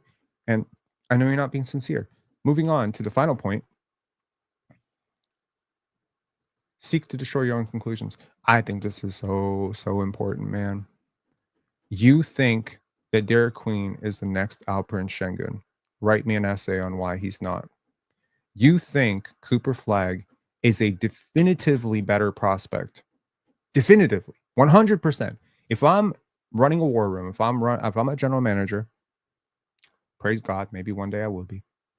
If I'm a general manager or president, shoot me an email if you got a job opening, by the way, just in case somebody. I'm putting this out in the fucking universe, man. I'm ready. I'm ready to do something in this world. Okay. If you are in my war room and you come to me and you say Asa Newell is going to be a bust, the first thing I'm demanding from you is you write me 20 paragraphs about why he's not going to be a bust. I want to see it.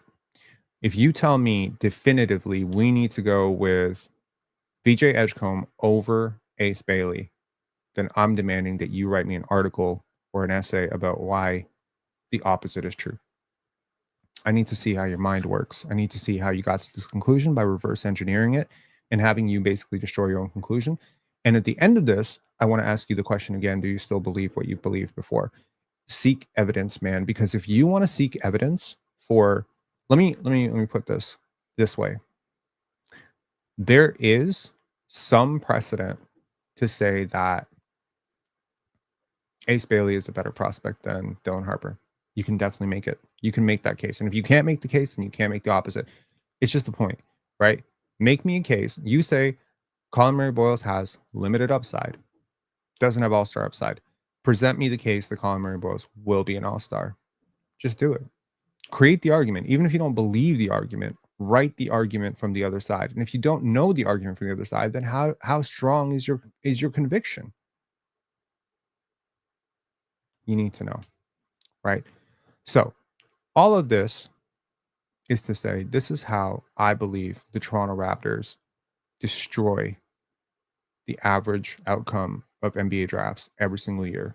Because the Raptors, especially with Masai Ujiri and Bobby Webster, these hyper intelligent people at the very top of their war room, these people know this.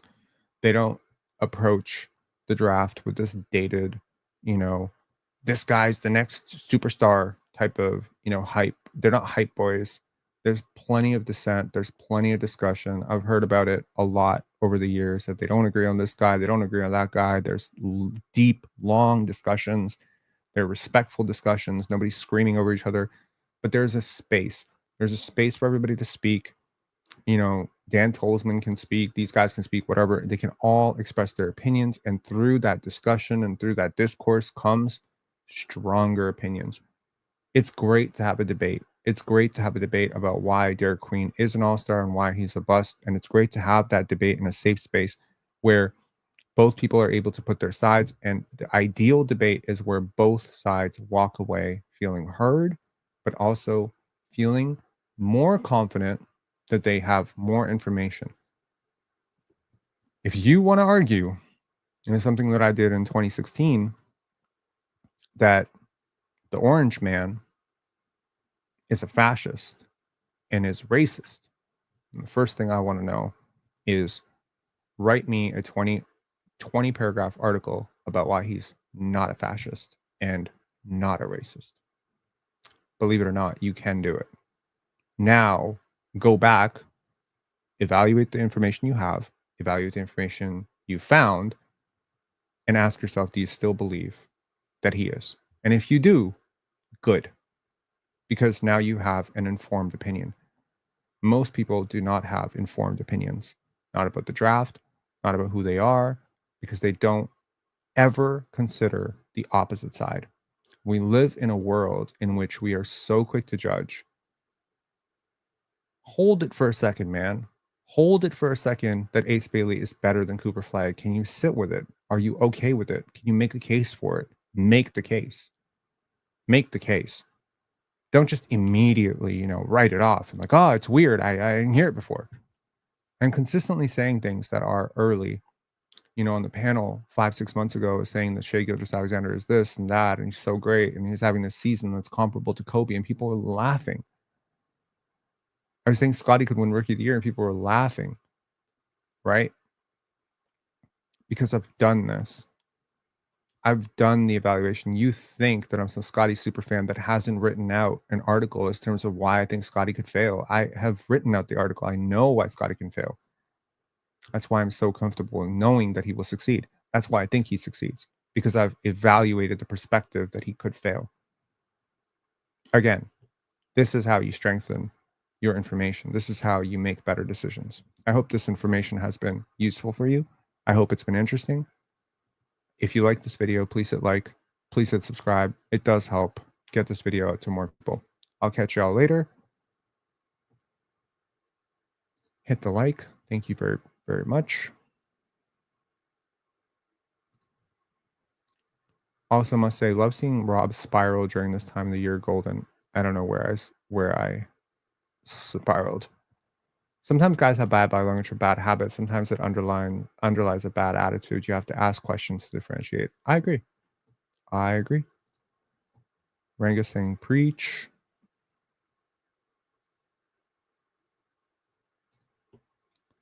More importantly, they're not afraid to be themselves and don't give a fuck what you think. I think there's an extreme that could be achieved in that sense, right? It's good to not care. It's also good to care. It's good to seek feedback from the right people. It's great to be able to filter feedback from the wrong people.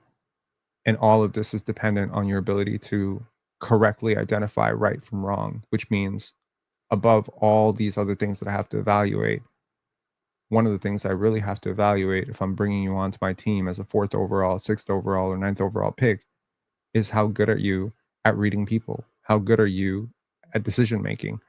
It's the weirdest thing.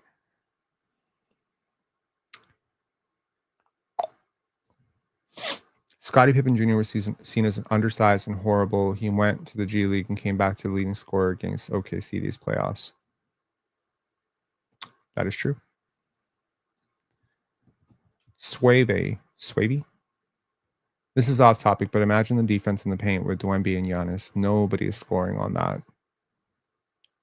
So you think they're going to shut teams out?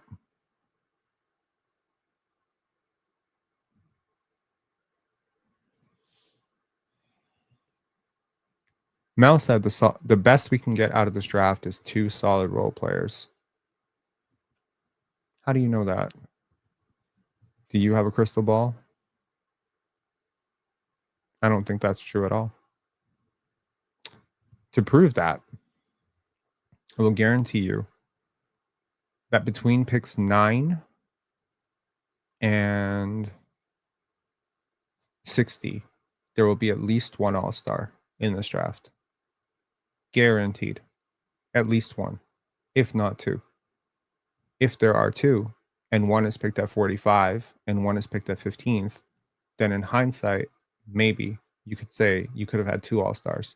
Instead, you are up here saying we can't even get one. Cool.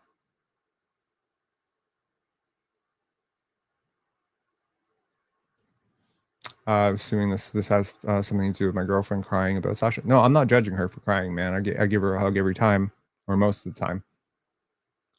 It's not about that. It's just about the same event happening to two people. It being my dog, you would think it was supposed to hit me harder, but it hit her harder. We were both really close to Sasha. It's just we both have a completely different way of processing death. That's the point.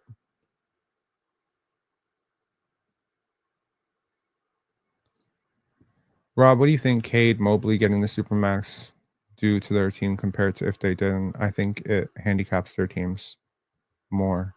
But Detroit is in a pretty favorable position as it pertains to the draft. Sorry, as it pertains to cap building and all that stuff. Jay's stock dropped too because he measured small as hell. Yep, that is it. I mean, think about it. Like something that I didn't even mention. Heartbeat setting screens for talent. Do we measure how good an athlete is when they're a wing at screen setting? Does it not matter? If I identify that Carter Bryant or Rasheer Fleming or Colin Murray Boyles, who are all big wing prospects to varying degrees, with the ability to guard up like two positions, I could realistically, if Carter doesn't grow at all, I could totally see him guarding a center occasionally in a pinch, like not a full-time center, but I could see him guarding centers. But do these wing prospects get credit for their screen setting? What if I told you Carter or Rasheer or Colin Murray Boyles was going to become a 99.8th percentile screen setter? Does that matter? Of course it matters. Screen setting is a valuable skill. Transition play and decision making is a valuable skill. Running the floor is a valuable skill. Like all these things. Someone asked me, like I mentioned, what do I think of Carter Bryant's shuttle run? Go look at his sprint. Go look at his 3/4 sprint. It was on par with Jeremiah Fears, like split by like milliseconds. So fast, man. Does that matter? Depends on how I want to play. Depends on where I want to use them. Right?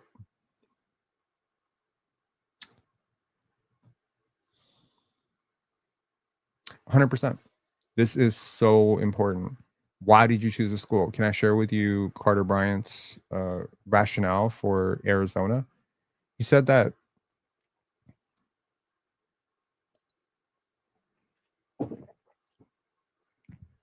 his family, right? So Carter grew up in California. Arizona is not that far away from California. I think he had family members who went to Arizona, so he remembers being a child and seeing them play. So that gives me some idea that he likes familiarity, not necessarily the bad thing. You can create familiarity anywhere you go. He didn't like DeMar DeRozan preferred familiarity. That's why he stayed in Compton. That's why he stayed at USC. Again, perceiving information. Some people want to go as far away from where they grew up. If they grew up in Miami, they want to go to school in Seattle. When they grow up in Seattle, they want to go to school in New York. You know what I mean? Some people want to go halfway across the country because they hate their family. They want to get away. Some people just want the experience.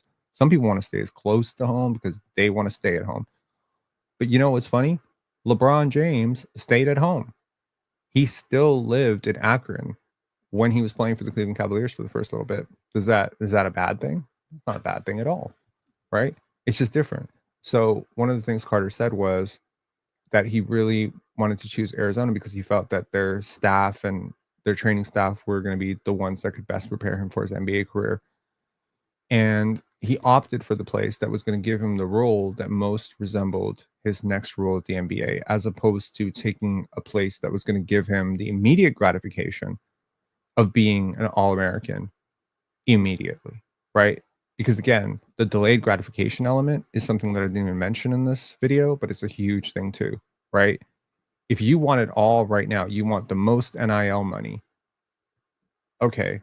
But what if there's different variables at play? So what if I told you, I'll give you an example.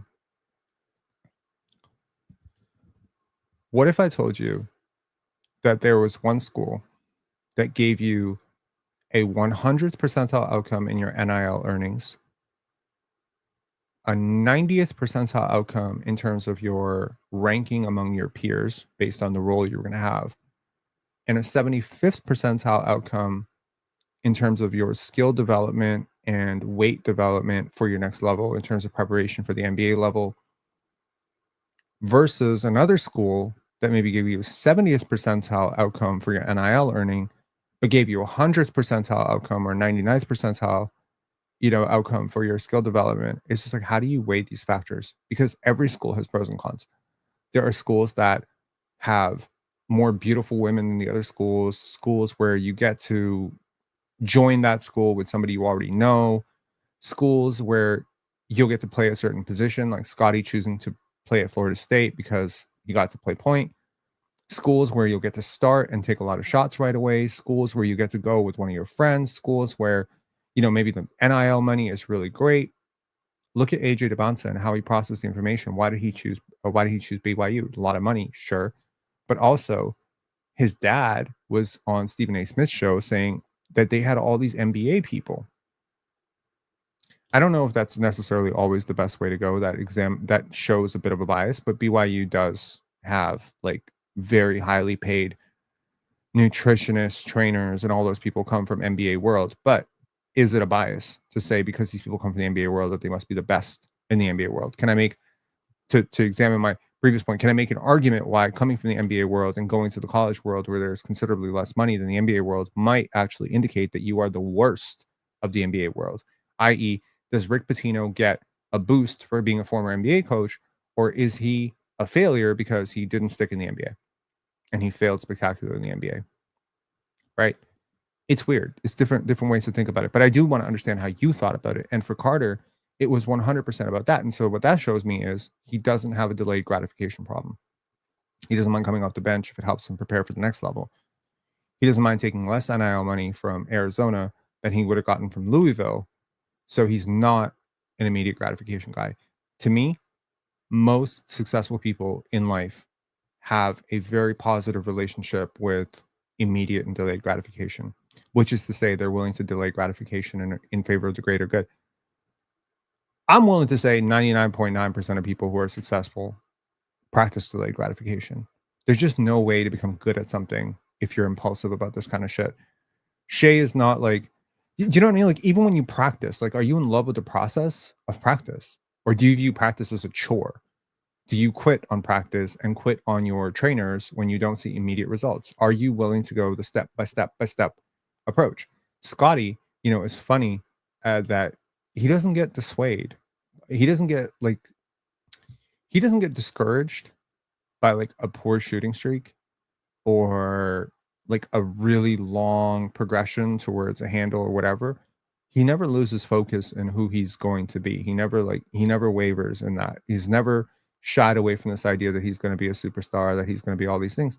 The work will show. The work is the work. And anytime somebody truly walks and talks this, the work will show, the work is the work is always going to be the work.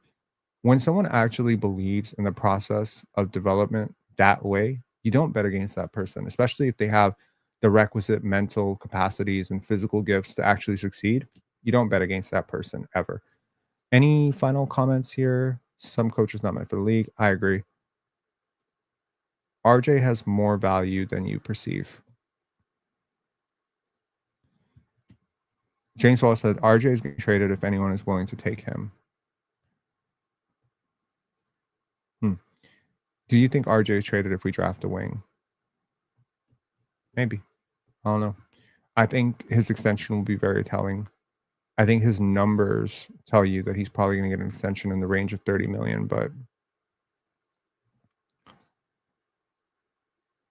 fifth, fourth, third, sixth, somewhere around there. Third to sixth.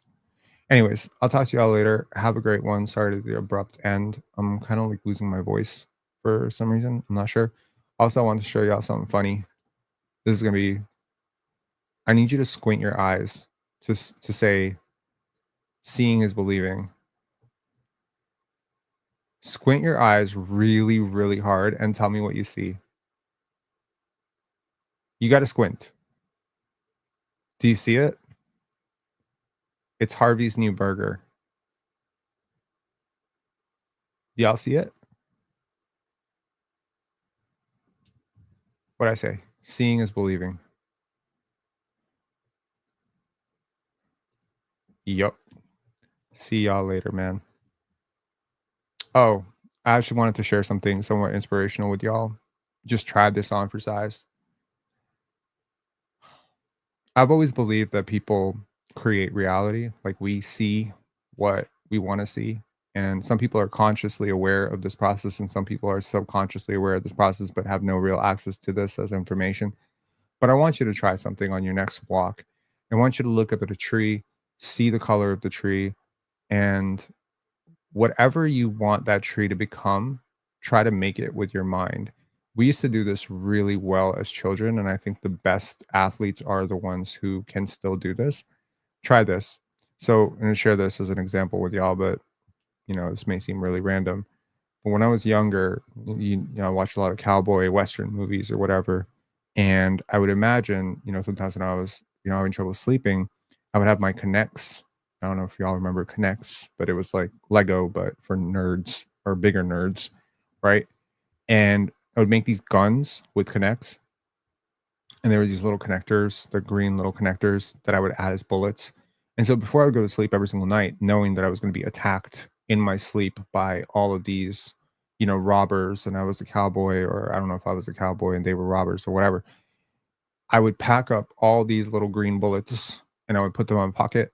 And then around like 1 a.m., when I would inevitably wake up to the sound of all these, uh, robbers coming at me, I would load up my gun and I would see these like coming on my walls and on the ceiling, and they were coming from everywhere. And they were very real to me when I was a kid. You could see things when you were a kid that were not real. We all remember the lava game that we all used to play, like where we used to walk on the line and the rest of the floor was lava. And bro, at the moment you thought it was lava. I'm not saying you're delusional and schizophrenic and you literally were seeing lava, but it was real to you. It didn't seem nonsense. But somewhere along the way we grew up and we no longer saw the lava. But the truth is, you still can. You can. If you access that part of your mind, if you practice your imagination, you can. Because what is a painter? What is an artist? What is a person? You look at a blank canvas, you see white, they see possibility and potential. And that's the best way to be. So when you're going on your next walk, try this on for size. Look up at the color of the sky and observe what color is it. You might see it as blue, you may see it as gray, you may see it as yellow, you may see it as whatever. Then try to change it. Try to change it. I promise you, it's a little bit easier than you think. If you give it some time, you can actually change the color of the sky with your mind. And when you do that, your whole world changes because what you realize is there are limiting beliefs that are stopping you from being whatever you want to be in the world. You have these ideas that are baked in through years and years of wiring and conditioning to believe that a doctor can't become a lawyer in their 30s, but they can. They totally can. You have a belief that you're meant to be poor for the rest of your life. No, you're not. Not because your parents were. I certainly, grew up believing that I was supposed to be poor, that I was supposed to be, trailer park trash or whatever the fuck I was supposed to be, but I don't believe it. I chose to believe something else. And the truth is that this is a superpower, right? You believe, what if Shea Gilgeous-Alexander had just believed the draft experts, right? Like this is a huge, huge thing. What if Giannis had believed the draft experts? What if Kawhi had believed, the draft experts? What if Scotty believes Doug Smith? This is a secret. This is the secret. You have to have an imagination. And imagination is apparent when you talk to people. An imagination, an imaginative mind is an unlocked mind, right? It's a mind that consistently goes towards beautiful outcomes, right? When Scotty Barnes confidently as is declared as a 0 level scorer by Sam Vecini, and he confidently sits there on draft night and says, I believe I can be one of the best players in the league.